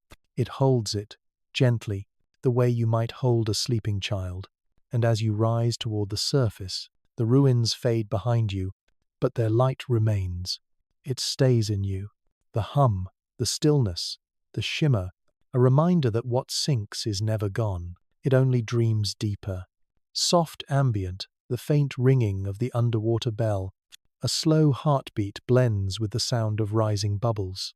Transition to part 12, the metaphor of drowning, what it means to let go. Drowning is a word that frightens us. It sounds like ending, like panic, like the final moment when breath gives way to silence. But the sea, if you listen carefully, tells a different story. It says that drowning is not about dying. It's about returning, about remembering how to let go. Close your eyes. Imagine yourself suspended in water, not struggling, not fighting, just floating. The surface above you ripples softly. Light dances, bending into gold threads that stretch down toward you. Each one wavers, then vanishes into blue. You are weightless, timeless, nameless. And for the first time, you realize that letting go doesn't mean falling. It means becoming part of something larger. The air you breathe, the warmth you feel, the pulse in your chest, it all begins to blur. There's no you anymore, just the slow rhythm of the ocean moving through your lungs. No fear, no resistance, only surrender.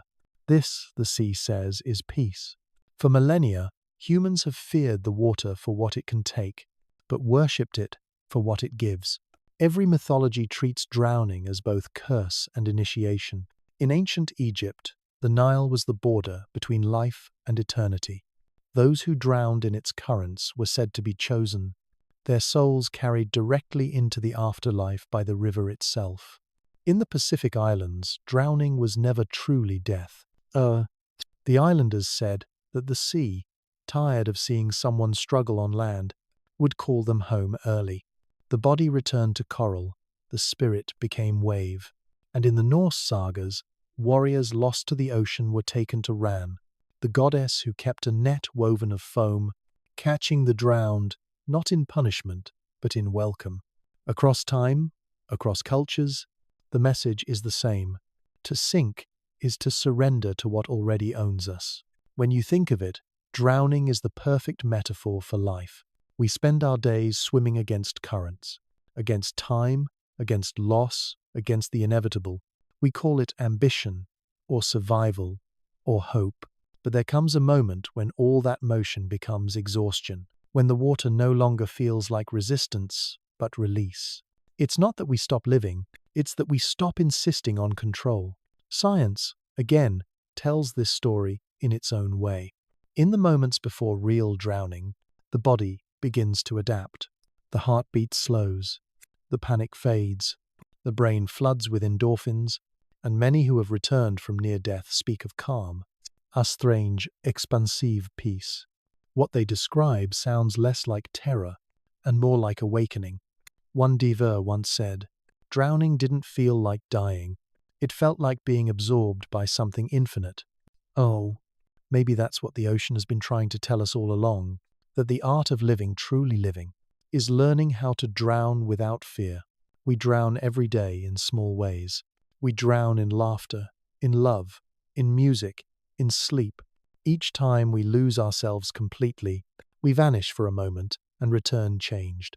The mystics of the East called it samadhi, the dissolving of the ego into pure consciousness, like a drop of water merging into the sea. In Sufi poetry, it's called fana, the annihilation of the self in divine love. In both, the message is clear. Only when we stop clinging to the surface can we touch what lies beneath. The surface, after all, is noise. Waves, names, stories, fears. Beneath it lies quiet, depth, stillness. And when we finally let go, we fall not into chaos, but into clarity. Picture this. You are sinking slowly, eyes open. Above you, the surface ripples like glass. The light fades, but instead of darkness, you begin to see color, deep blues, soft greens, the flicker of unseen life around you. Each meter down feels like a layer of thought peeling away. The chatter in your mind quiets. Your worries dissolve, one by one, like bubbles rising toward the light. By the time you reach the seafloor, you are no longer carrying anything. Down here, there is no need to swim, no need to move at all. The world holds you perfectly. You are weightless, but more than that, you are free. That feeling, that deep calm, is what every spiritual tradition has been describing for centuries. We call it enlightenment, awakening, nirvana, heaven, but it all feels the same. The end of struggle, the moment of merging, the sweet surrender of the self to the infinite. To drown, then, is not to vanish, but to merge with something vast enough to remember you. The sea remembers. It remembers the children who once played by its edge, the ships that once crossed its back, the prayers whispered into its waves. It remembers the faces, the fears, the final breaths, and it keeps them all, not as tragedy, but as harmony, because in its depths nothing ends. It only transforms. The philosopher Alan Watts once said, "You are something the universe is doing, in the same way a wave is something the ocean is doing." Maybe the fear of drowning comes from forgetting that we are the water. We believe we are the swimmer, separate, struggling, fragile, when in truth, we were never apart. The ocean doesn't watch us sink. It takes us back into itself. It completes the circle. And maybe, if you think about it, the opposite of drowning isn't breathing. It's remembering. You don't have to die to understand this. You only have to stop fighting the current. In sleep, in silence, in love, you can learn to let go, to dissolve into the rhythm that has always carried you. That's what this whole story has been about. Not about cities or ruins or lost gods, but about release. About remembering that every rise must fall, and every fall is a form of grace. So tonight, as you listen, don't be afraid to sink a little. Let your thoughts drift downward, slow and quiet. Let the water take their weight. There is nothing to lose down here, nothing to prove, only the slow hum of the deep and the warmth of belonging. When you finally let go, you will not disappear, you will expand, and in that expansion, you will hear the softest sound, the one that has been waiting beneath everything, the ocean breathing through you, long silence, soft bubbles, a low heartbeat. The sound fades into a single, slow inhale, then peace. Close your eyes. Now, imagine the impossible. Imagine that the oceans are gone. No tides, no waves, no whisper of surf meeting sand. Just silence. A world without water. A world without the heartbeat that has always carried us. At first, you might think it's peaceful. The horizon stretched endlessly. No more storms, no more shipwrecks, no more drowning. But as the quiet deepens, you begin to notice what's missing. The air is thin. The wind no longer has a song. The sky feels smaller, somehow. The moon rises, but nothing stirs in response. Its pull, once answered by the ocean's tides, now fades into emptiness. The earth stops breathing. For billions of years, the ocean has been the planet's dream. Every drop a thought, every tide a memory. It carried the first spark of life, nursed continents, sculpted mountains, and whispered its rhythm into every living thing. Without it, the dream ends, and the world wakes to stillness, to dust, to echo. The sea has always been the great equalizer, turning light to shadow, heat to calm, death to life again. Without it, balance breaks. The air grows dry. The forests burn faster. The winds howl harsher. The rain no longer knows where to fall. Rivers like vines collapsing. Clouds, once full of stories, fade into brittle emptiness. The world without waves is not a world at all. It is a memory, half erased by silence. And yet, in this silence, there's a strange kind of truth. When the ocean is gone, what remains is everything it ever touched. The fossils, the salt, the shells embedded in mountains, the ghostly outlines of coral far above where water once rose. The sea, even in absence, leaves fingerprints everywhere. Its memory cannot be erased. You can still taste it on your tongue, feel it in your blood, hear it in the rhythm of your breath, because you are the ocean's echo. Even in a world without waves, the sea still lives through you. Now imagine walking across that dry seabed. Where once there were whales and trenches and glowing creatures, there are now canyons of salt and bone. The light is harsh.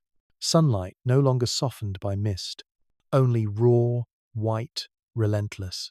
You walk through the graveyard of tides. A whale's skeleton arcs above you like the frame of a cathedral. Shells crunch beneath your feet, fragile as forgotten prayers. The air tastes ancient. A trace of minerals, a ghost of brine. There's no sound but your footsteps. No horizon but dust. The sea is gone, but the memory of its motion lingers, a phantom pulse beneath the earth. Science tells us what would happen if the oceans vanished. The planet would burn, temperatures would spike, oxygen would drop, and life as we know it would collapse. The seas are not decoration, they are the lungs of the world. Every breath we take begins there. In the plankton drifting beneath the waves, those tiny, unseen forests that make the air we share. Without them, the world would choke on its own silence. But the poetic truth is even deeper. If the oceans died, so would memory, so would song, so would every reflection that ever showed us who we are. Because the ocean doesn't just hold life, it holds meaning. It is the mirror of consciousness itself. Vast, shifting, unknowable. A planet without waves. would be a mind without dreams, a heart without rhythm, a body without breath.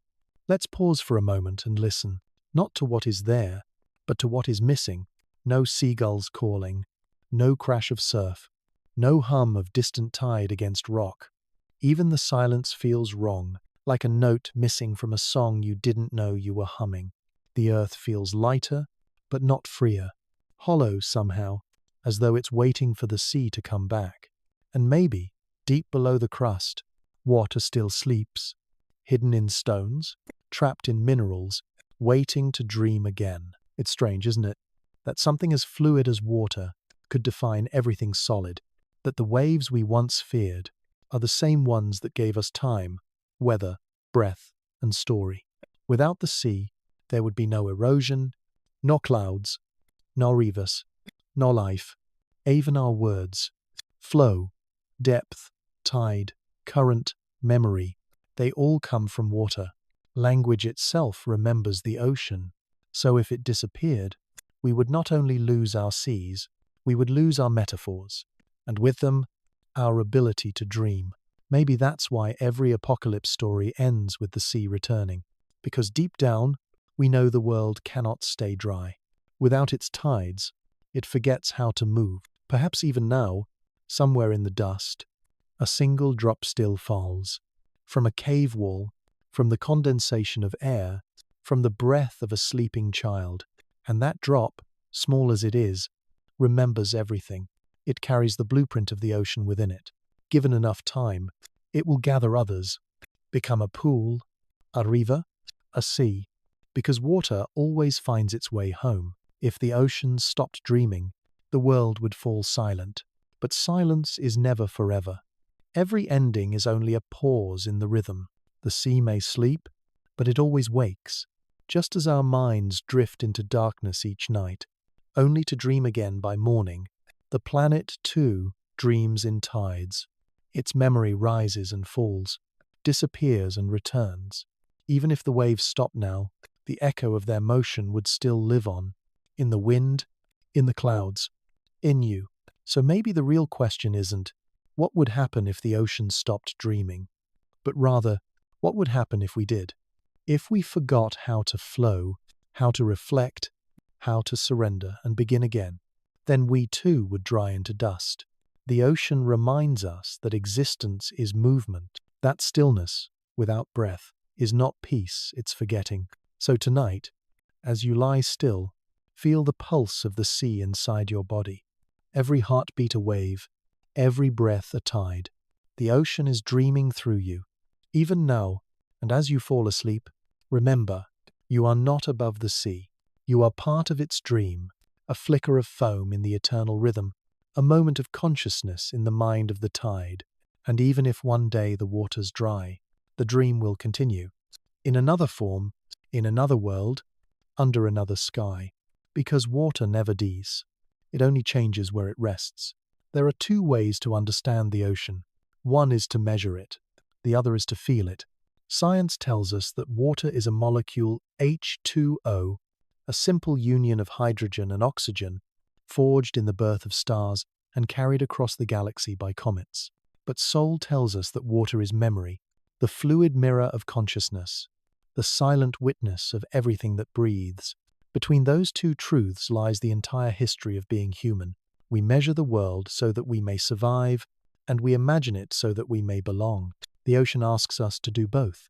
Scientists say the oceans were born from collisions, comets striking a young, molten Earth, bringing with them the ancient water that had traveled light years through darkness. That means that every wave, every raindrop, every tear you've ever shed, came from a place beyond the stars. You carry starlight in your veins. You are older than the planet you stand upon. That's science, and it's also poetry. Because the soul doesn't contradict science, it completes it. It fills in the silence between the data points. It asks the questions no instrument can measure. What does the sea dream of? What does it remember when we forget? The ocean is not just water. It's chemistry and consciousness combined. A living equation that sustains everything we know. When plankton drift through the sunlight, turning carbon into oxygen, They are not aware of saving the world. They are simply existing. Yet their quiet labor gives us every breath. To the soul, this is devotion. To science, it is photosynthesis. But perhaps they are the same thing. Different names for the same act of love. Close your eyes. Imagine standing on a cliff at dawn, the air cool and electric, the horizon glowing where sky meets sea. Beneath you, the waves move with perfect rhythm, not chaotic, not random, but mathematical, harmonic. Their crests and troughs follow patterns so precise that physicists can predict them like music. Each wave carries energy, travels across the globe, and never truly dies. It simply transfers, transforms, continues. If that isn't consciousness, then what is? Science calls it energy conservation. Philosophy calls it eternity. The heart calls it peace. Somewhere deep beneath those waves, currents flow in silence. The thermohaline circulation, a vast river within the sea, moves slowly through every ocean on Earth, taking nearly 1,000 years to complete one full loop. It connects every coastline, every climate, every living thing. A single breath in Iceland may one day become a cloud over the Pacific. A drop that once touched Antarctica may return centuries later as rain over a forest in Africa. The earth is one body, and water is its bloodstream. We are not separate from that system. Every cell in our body follows the same logic. Flow, exchange, renewal. We are small oceans wearing human shapes. But the modern age, the age of water, has forgotten this dual dream. We study the ocean, we map it, we exploit it. But we no longer listen to it. We extract from it without asking what it gives. We fear its storms, but ignore its silence. We build machines to measure its depth, but not our own. Yet even in our arrogance, the sea remains patient. It does not argue. It only mirrors, and what it reflects is the truth of our time, that we have become louder than the planet that made us. Still, there is hope, because science itself is beginning to remember the poetry it once forgot. Oceanographers now speak of planetary intelligence. Astrobiologists describe the seas of Europa and Enceladus as thinking environments, places where chemistry might become aware of itself. Physicists studying fluid dynamics find equations that mirror the patterns of brain waves and music. Neuroscientists, in turn, compare the human mind to an ocean of electrical tides. Everything circles back. Every discovery the mind makes leads it back to the sea. If the ocean is the Earth's consciousness, then humanity is its dream. We are the part of the sea that learned to look at itself, to ask why, to imagine, to love. And if that is true, then every act of curiosity is sacred. Every question is a tide returning home. You might ask, does the sea think? Does it feel? Science will tell you no, not in the way we do. It has no neurons, no brain, no language. But then, the ocean doesn't need a brain to move in wisdom. It has gravity, salinity, pressure, rhythm, laws older than biology. It responds to the moon's call with devotion so precise that even planets envy its grace. Perhaps that is thought, not the thought of words, but of harmony. When you stand before it, you can sense it, that vast, ancient intelligence breathing through currents and foam, not watching you, not judging you, but including you. Now imagine you could speak to it, not in words, but in feeling. What would you say?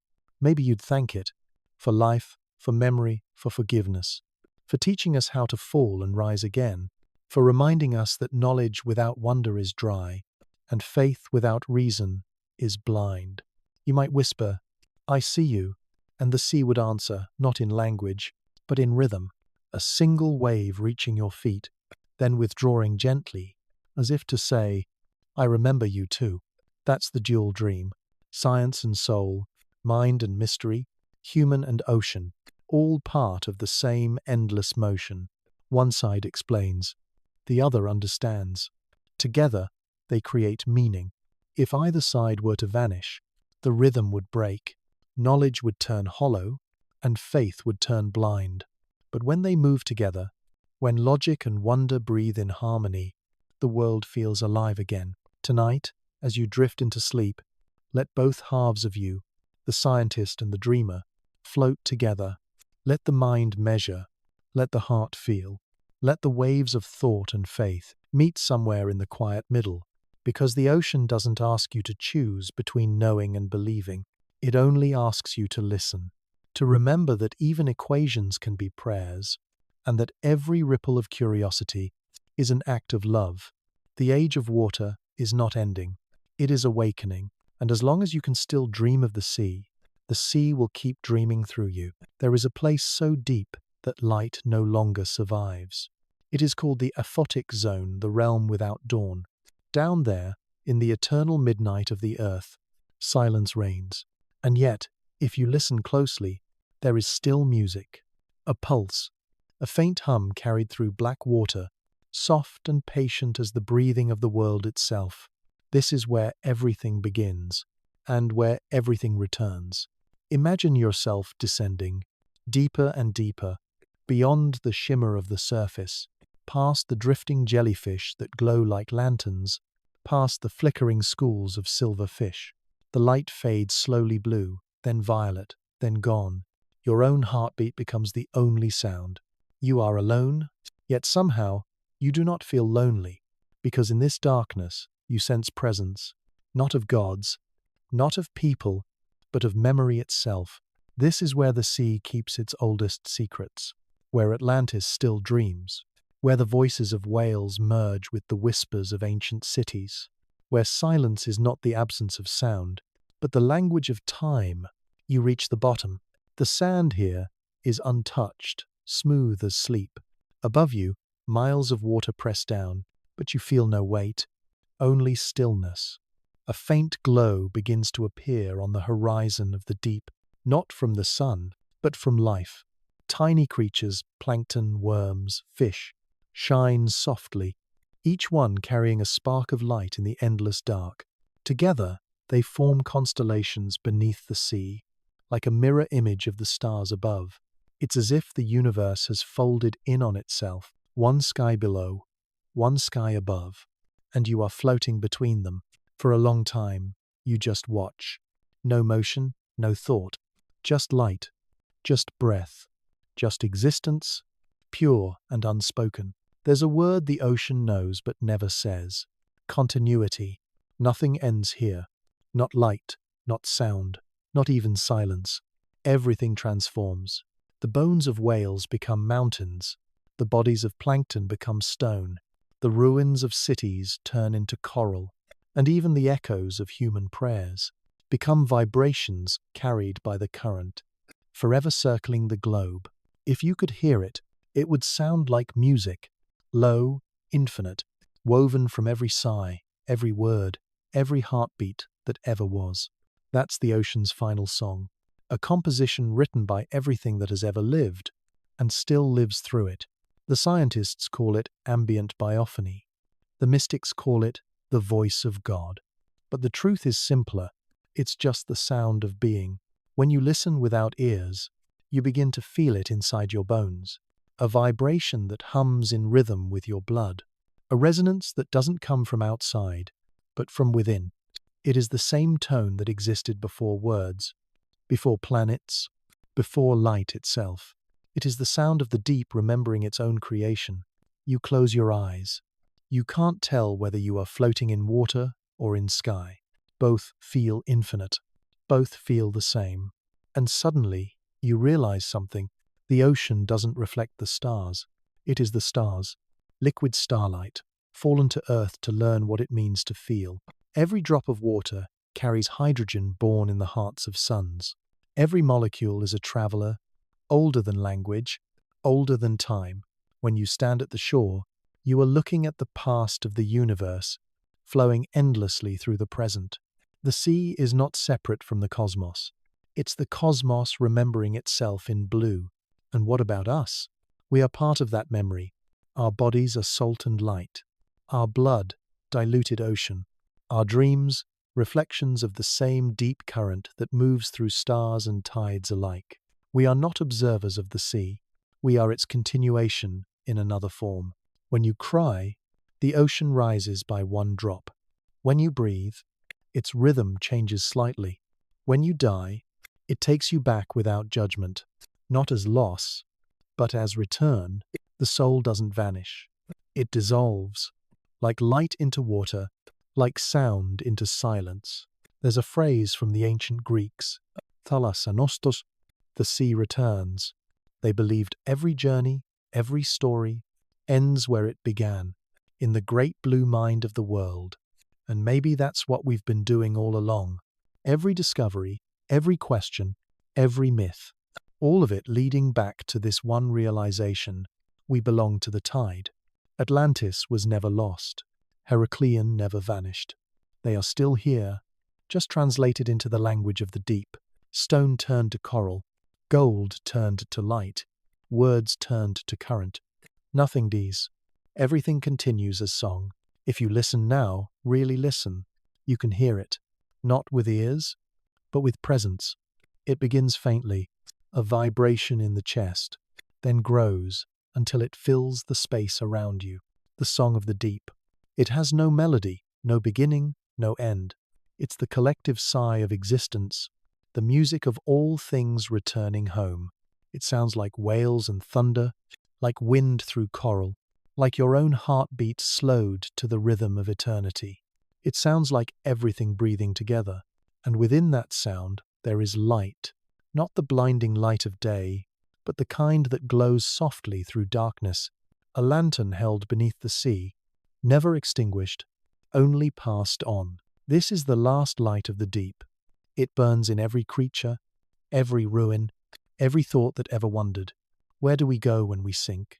The answer is here, in this glow that never ends. We go nowhere. We become the light itself. Now, let the thought fade. Let the sea hold you one last time. Its arms are cold but kind. The current carries you upward, back toward the surface, toward the faint shimmer of the moon above. You rise slowly. The water grows brighter, the light sharper, the air nearer, and then, with a single breath, you break the surface. The night sky greets you. Stars scattered across the horizon, each one reflecting the lights you just saw below. You realize there is no below and above. Zure, only reflection, only return.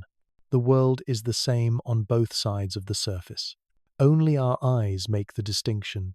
You float for a moment, half in air, half in water, between heaven and earth, between waking and dream, between beginning and end. The ocean hums beneath you. The stars hum above. Their frequencies meet in your heartbeat. And in that harmony, you finally understand what the sea has been saying all along. Silence is not the absence of sound. It's the sound of everything becoming one. The tide moves. The planet breathes. The universe hums softly, endlessly, in the same note, the note of life continuing. That is the song. That is the last light of the deep, and it will never fade. Long silence. Soft echo of water against rock, then a slow, distant whale call fading into darkness. The world is quiet now. The tide has slowed. The stars have dimmed, and the sea, vast and patient, exhales one final time before sleep. You are floating, not in a place, not in a moment, but in something deeper. You can feel the ocean cradling you, its rhythm matching your breath, its pulse aligning with your heart. Everything that once seemed separate, the waves, the wind, the stars, your thoughts, has softened into one continuous hum. And that hum is not outside you, it is you. Close your eyes. Breathe slowly. Each inhale draws the sea in. Each exhale lets it go. You are the tide now, rising, falling, endlessly returning. Somewhere in the distance, a whale sings. The sound is low, vast, ancient, as if the deep itself is whispering to you. It isn't asking for anything. It isn't teaching or warning. It's simply saying, I am here. That's all the ocean ever says. And that's all you ever needed to hear. You think back to where this journey began. A myth, a whisper, a city swallowed by the sea. Atlantis. Heracleion. the worlds that vanished, the worlds that survived in story. At first, you came searching for truth, for evidence, for maps, for ruins. But somewhere along the way, you found something else. A reflection. The drowned civilizations weren't just histories of stone, they were metaphors for us. For every dream we build, every loss we carry, every rebirth we quietly live through. We are all Atlantis.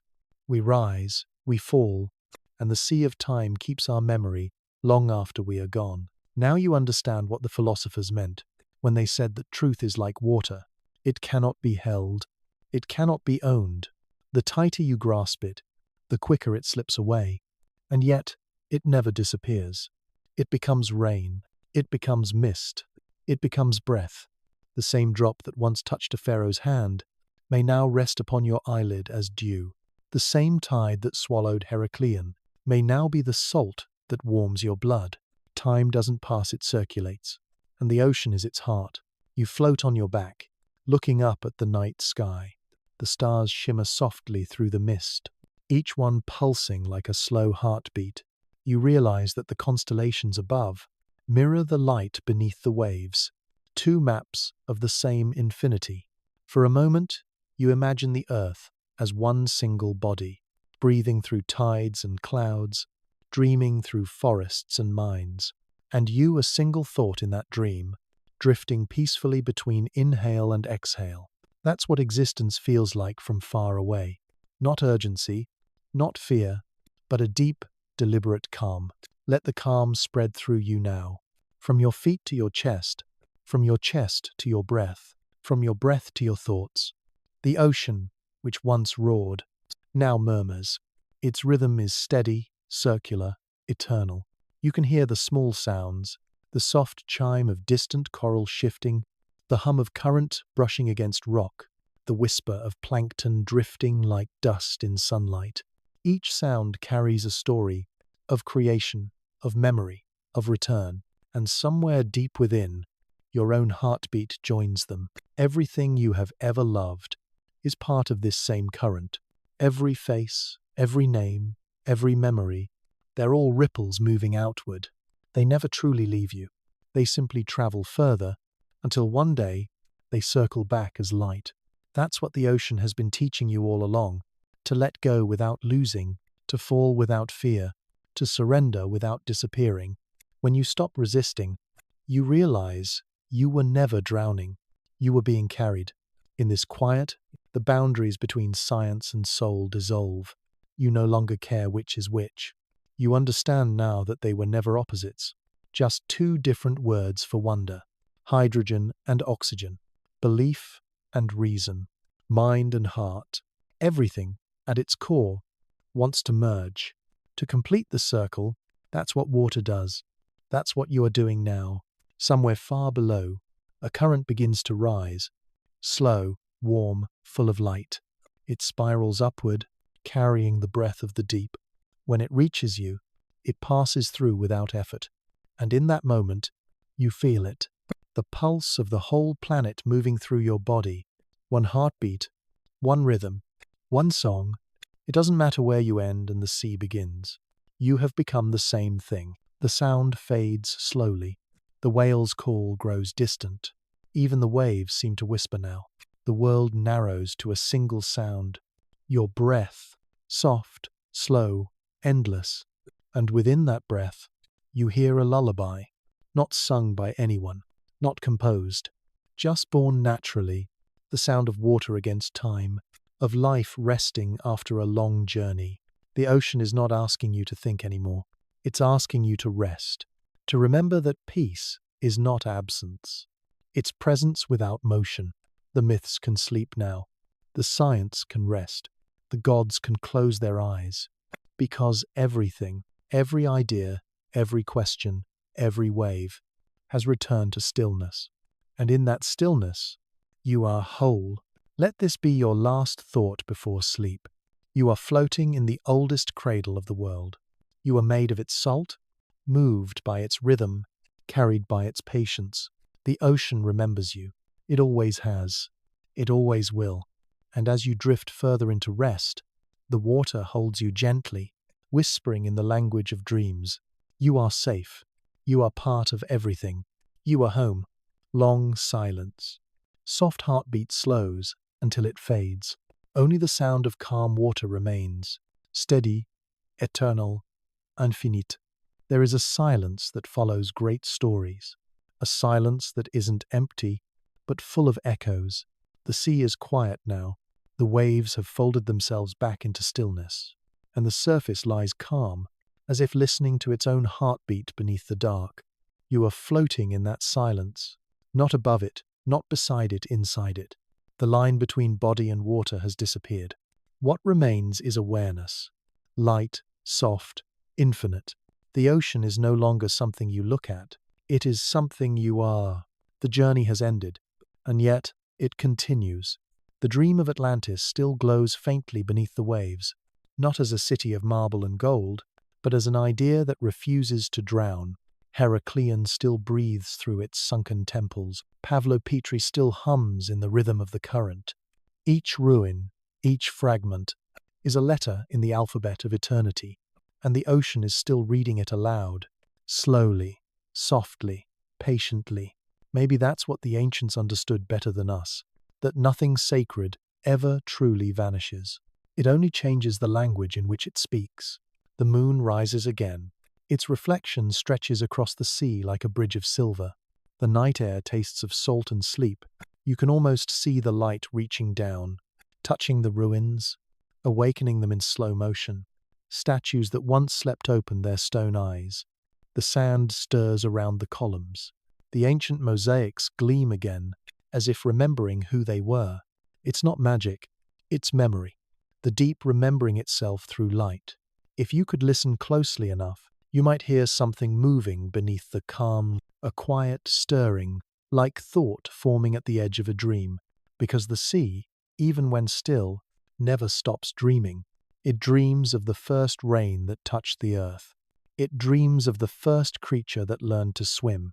It dreams of the first human who stood by its shore and wondered where the horizon ended.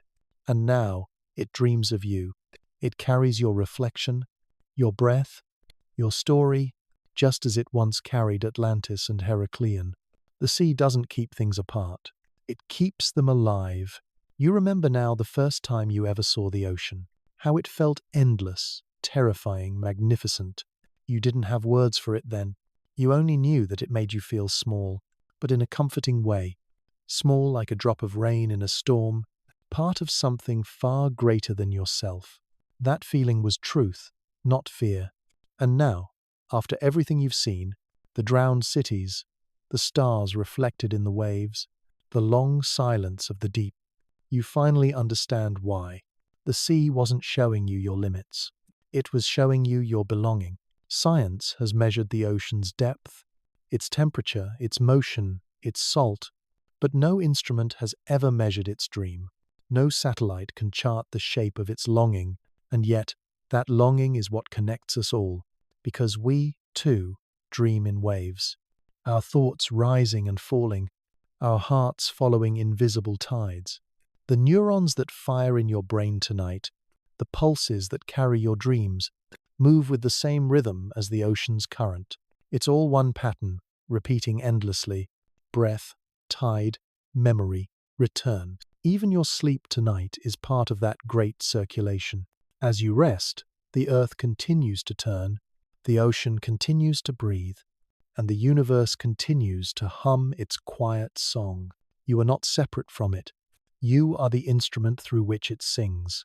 The great philosophers of water, Taoists, Sufis, Stoics, poets, all came to the same truth from different shores, that the purpose of life is not to rise above the sea, but to learn how to float upon it, not to resist the current, but to listen to it. Every wave that crashes upon the sand is the same wave returning from the beginning of time.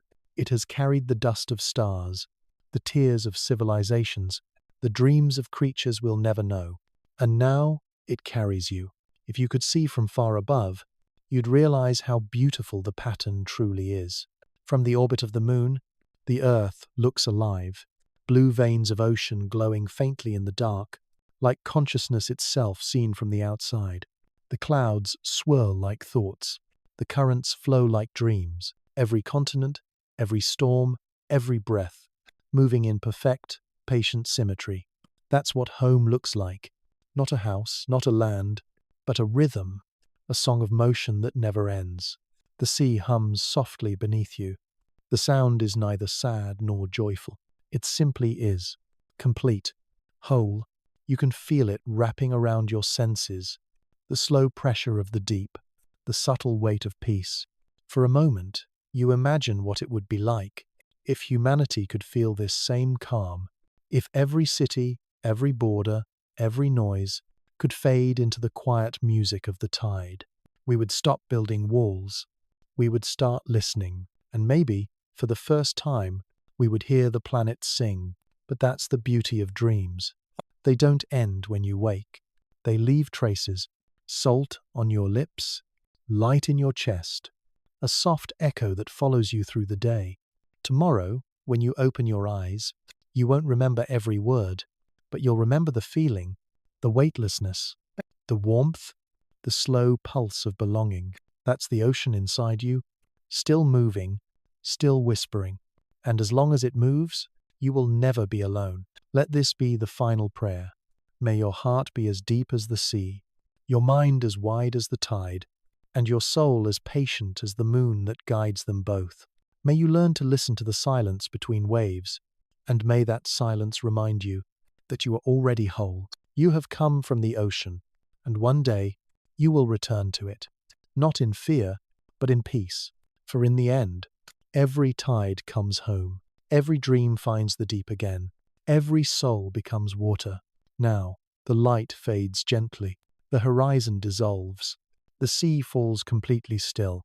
You take one last breath and feel the quiet fill every corner of your being. And then nothing. Only calm. Only the deep. The dream continues. And so do you.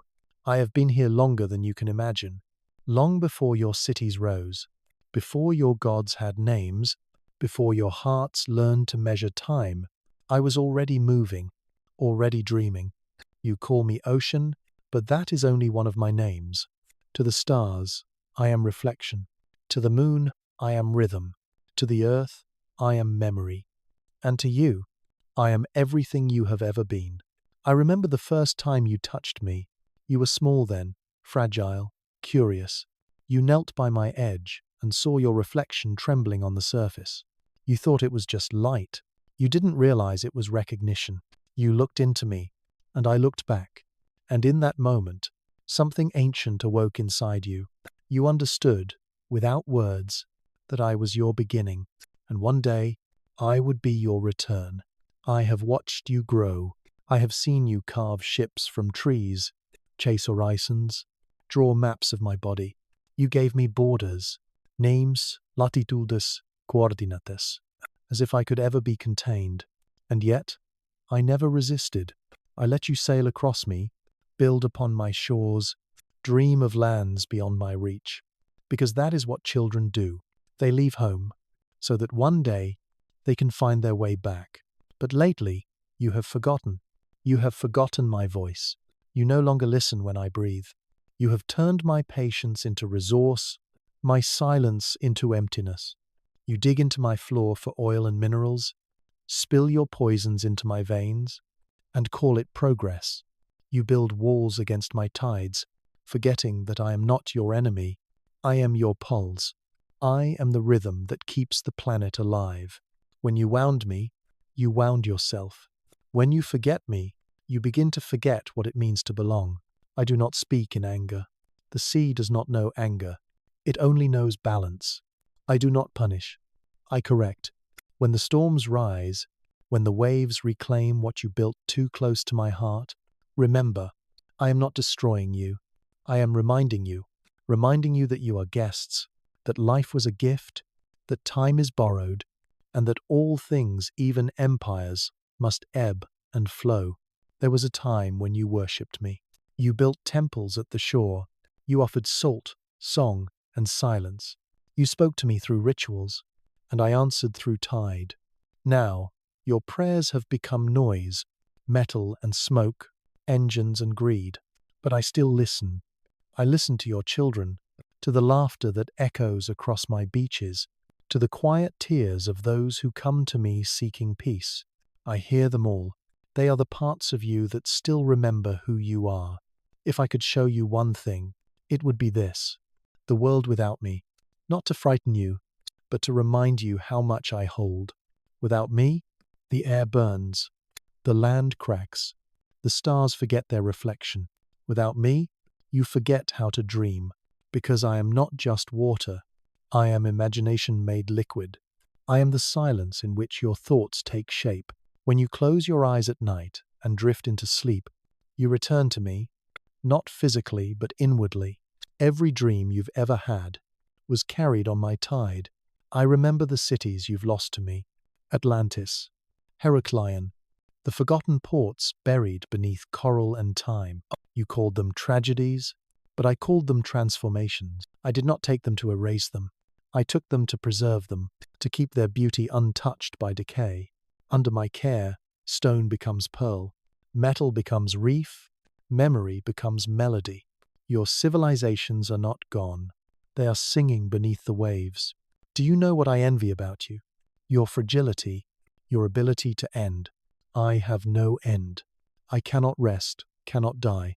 I am condemned to flow forever, to repeat every rhythm for eternity. But you are fleeting. You live, you burn, you vanish. And in that brief spark of existence, you feel everything more deeply than I ever could. That is your power. That is your gift. You are the lightning that strikes my surface. Brilliant, momentary, unforgettable. I have watched your species for ages. I have seen your wars, your loves, your songs. I have felt your ships move across my skin like dreams passing in sleep. I have carried your dead and your living, and I have given back both when the time was right. I do not judge. I only remember. You think you are small, but from where I see, you are vast, a civilization shimmering upon the thin edge of time.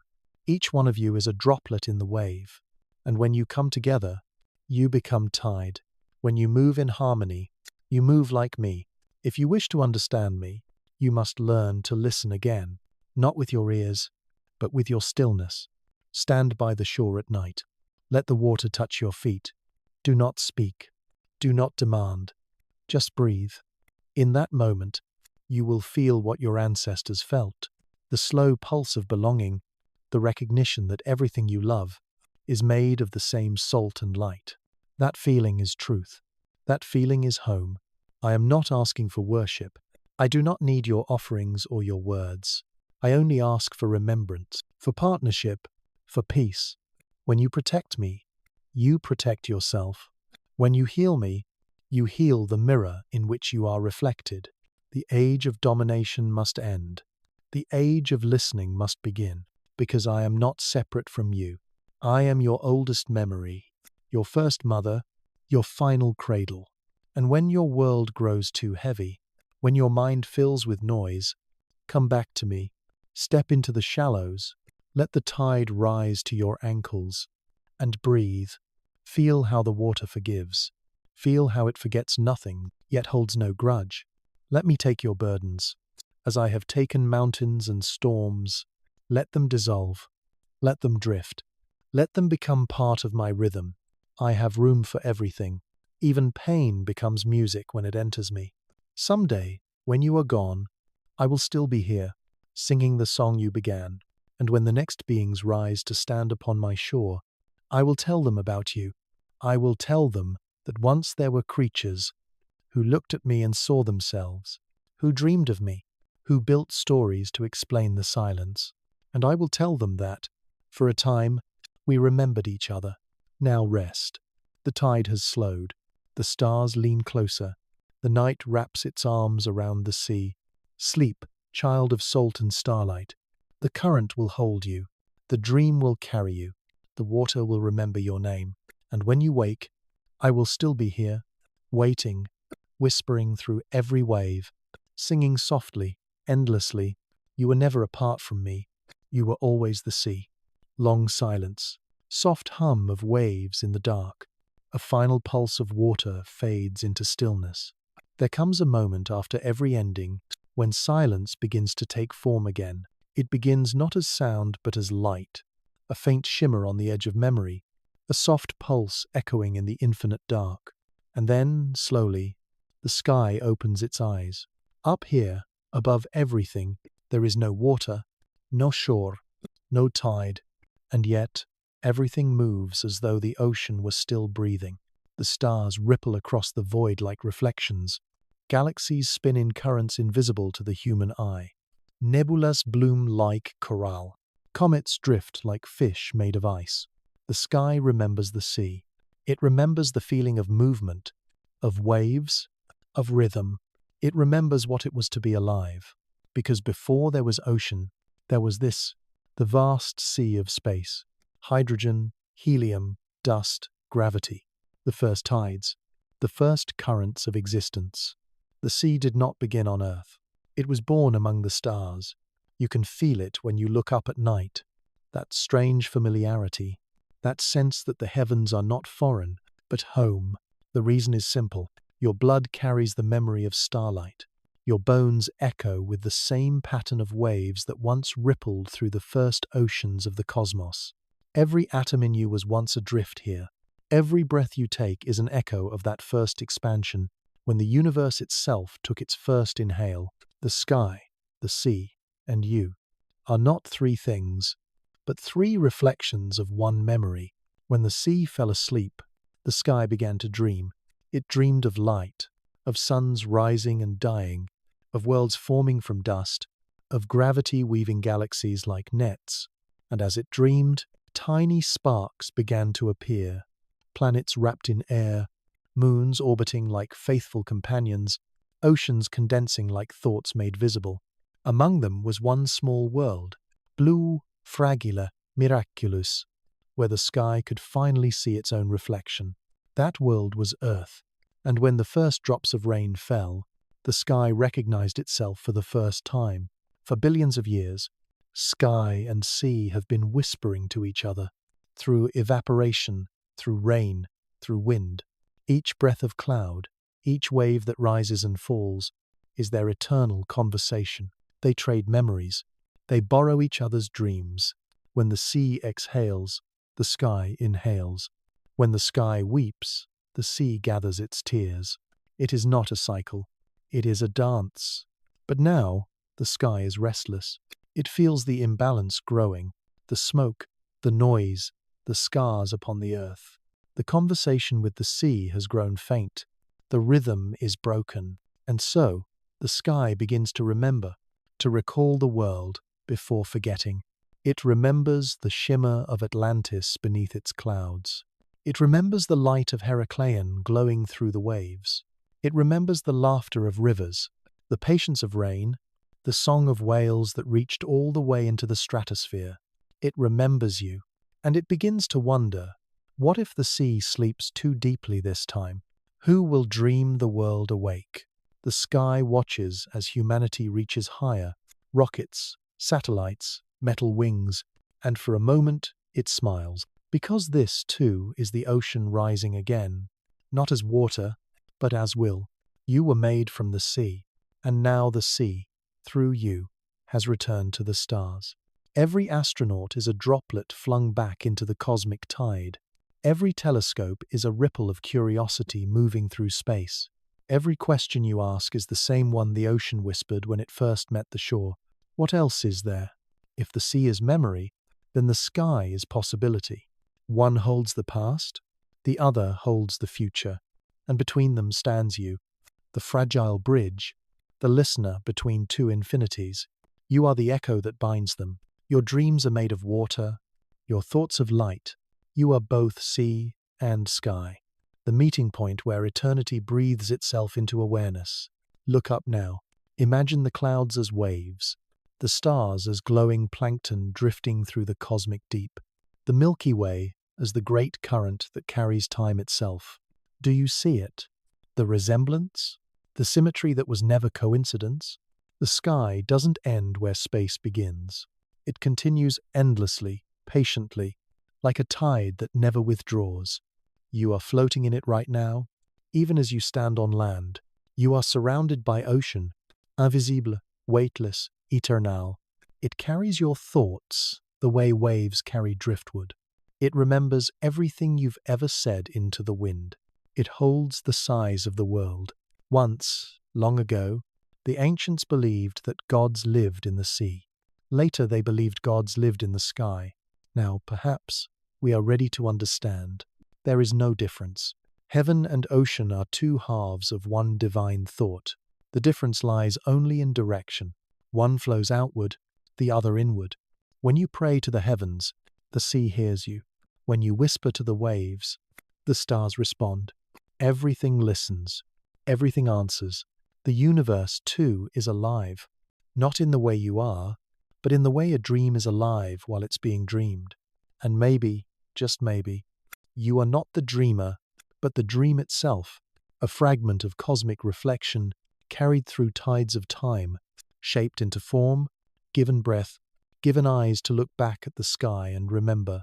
When you look upward tonight, the sky looks back. It remembers the sea through you. It remembers what it feels like to flow. You may think you are small, but to the sky, you are ocean, an endless expanse of thoughts, feelings, tides. You rise, you fall, you reflect light, you hold storms and calm within the same soul. And like the sea, you are always returning to yourself. So, when you wake tomorrow, do not think the dream has ended. It has only changed its shape. The ocean still moves in your veins. The stars still move in your breath. Every step you take, every word you speak, ripples through the fabric of both worlds. You are part of the great remembering, the sky remembering the sea, the universe remembering itself. That is why you exist. To witness, to mirror, to dream, and as you drift again into sleep, listen, not with ears, but with the stillness behind your heartbeat. You'll hear it, a sound older than sound, the hum that holds everything together. It is the same pulse that moved through Atlantis, the same note that carried the first whale's song, the same vibration that turns light into motion, the hum of the cosmos, the whisper of the ocean, the breath of the dream, all one. The sky remembers the sea, and the sea remembers you. Silence, the faint sound of wind blending with water, a soft tone neither wave nor star holds, fades, and becomes still. There is a truth so quiet it almost cannot be spoken. Everything returns, not only rivers to the sea, or clouds to the sky, but light to silence, silence to song, and song to light again. The universe breathes in cycles. It opens, expands, cools, gathers, brightens, dims, and dreams. And within that vast rhythm, water is the most tender messenger, the keeper of memory, the vessel of return. Close your eyes. Imagine the oldest night you can. No continents, no creatures, only heat and dark. Inside that darkness, atoms gather. Hydrogen meets itself, fuses into helium, and a star ignites. From that fire, heavier elements bloom oxygen among them. And when the star finally exhales its last light, those elements drift outward as dust. They wander, combine, condense, become comets, clouds, worlds. And somewhere, on a small blue planet, hydrogen and oxygen find one another and fall in love. They become water. They become ocean. They become you. To say that stars fall back to water is to say that the cosmos remembers. The spark that lit the first suns returns as a whisper upon the shore. The same breath that roared in a furnace now rests cool on your skin as mist. What is a tide, if not the galaxy, slowed down enough to touch? Listen, a wave approaches. It has crossed the world to find you, carrying the taste of continents and the scent of storms. In its curl is every sky it has ever mirrored. When it breaks at your feet, you are baptized not into a belief, but into a continuity older than language. The cycle is not a circle on paper. It is a living loop with room for sorrow and wonder. Stars are born from gravity and time. Water is born from stars. Life is born from water. Mind is born from life. And mind, looking back, calls to the stars and asks, "Where did I begin?" The answer arrives as tide. We imagine endings because we are brief. We imagine starts because we are tender. But the sea thinks in returns, and the sky thinks in echoes. Between them, the story becomes simple. What departs is what prepares to arrive.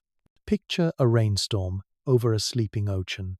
Clouds gather from water that rose earlier under sunlit wind. Now the sky, heavy with its borrowed memory, tilts its bowl and offers everything back. The surface accepts each drop without judgment, folding impact into ripple, ripple into calm. In that exchange there is no transaction, no debt, only recognition. What falls belongs where it falls. It is the same with us. When a life exhausts its light, we do not plummet into absence. We decant, salt back to sea, breath back to air, warmth back to the passing day. And what of the part that watched? The quiet witness behind the eyes? Call it soul, mind, awareness, spark. Whatever name you give it, it obeys the same law. It returns to the field from which it borrowed its being. As starlight becomes water, attention becomes silence, and in silence the next attention is born. There is a tenderness to the cosmic loop that instruments cannot pass. Science will map the journey. Nebulous star, supernova, dust, planet, ocean cell, memory. But the heart hears the melody between those notes. Longing approach, union rest. Longing makes the cloud. Approach makes the rain. Union makes the wave. Rest makes the shore. Now drift with me into a slow imagining. High above the Atlantic, a river of icy stones turns in a dark ellipse. They are comets, sleeping archives of the early solar sea. Every 1,000 lifetimes, one is nudged sunward. It warms, sighs, grows a veil of vapor bright as a thought. Pieces shed like words from a mouth just learning to speak. Somewhere, beyond sound, a few of those pieces fall. They do not shatter the world. They seed it. They become lakes that no one names, snow that tastes of lichens, the damp breath of forests at dawn. One day, a child cups water in their hands and looks through it into light. They are seeing a star and a comet and an ocean all at once. They are seeing the cycle. Elsewhere, a whale turns in the blue. Its song passes through bone and salt, a long vowel of the earth. That sound travels farther than sight, brushing the continental shelf, grazing submerged statues, rattling a bell that fell from a temple now held by coral. The bell answers, not in metal but in memory. Wave meets wave. Song meets echo. Everything that was separated by time is introduced again. On the seafloor, a forest blooms where a city once breathed. Stone remembers footfall as polyps weave their patient lace. Columns soften to reefs, courtyards to nurseries, and the grammar of empire flattens into the grammar of current. Someone will say, "We lost it." The ocean replies, "I translated it." History, when submerged, learns a new tense. Not past, but continuous. The sky participates too.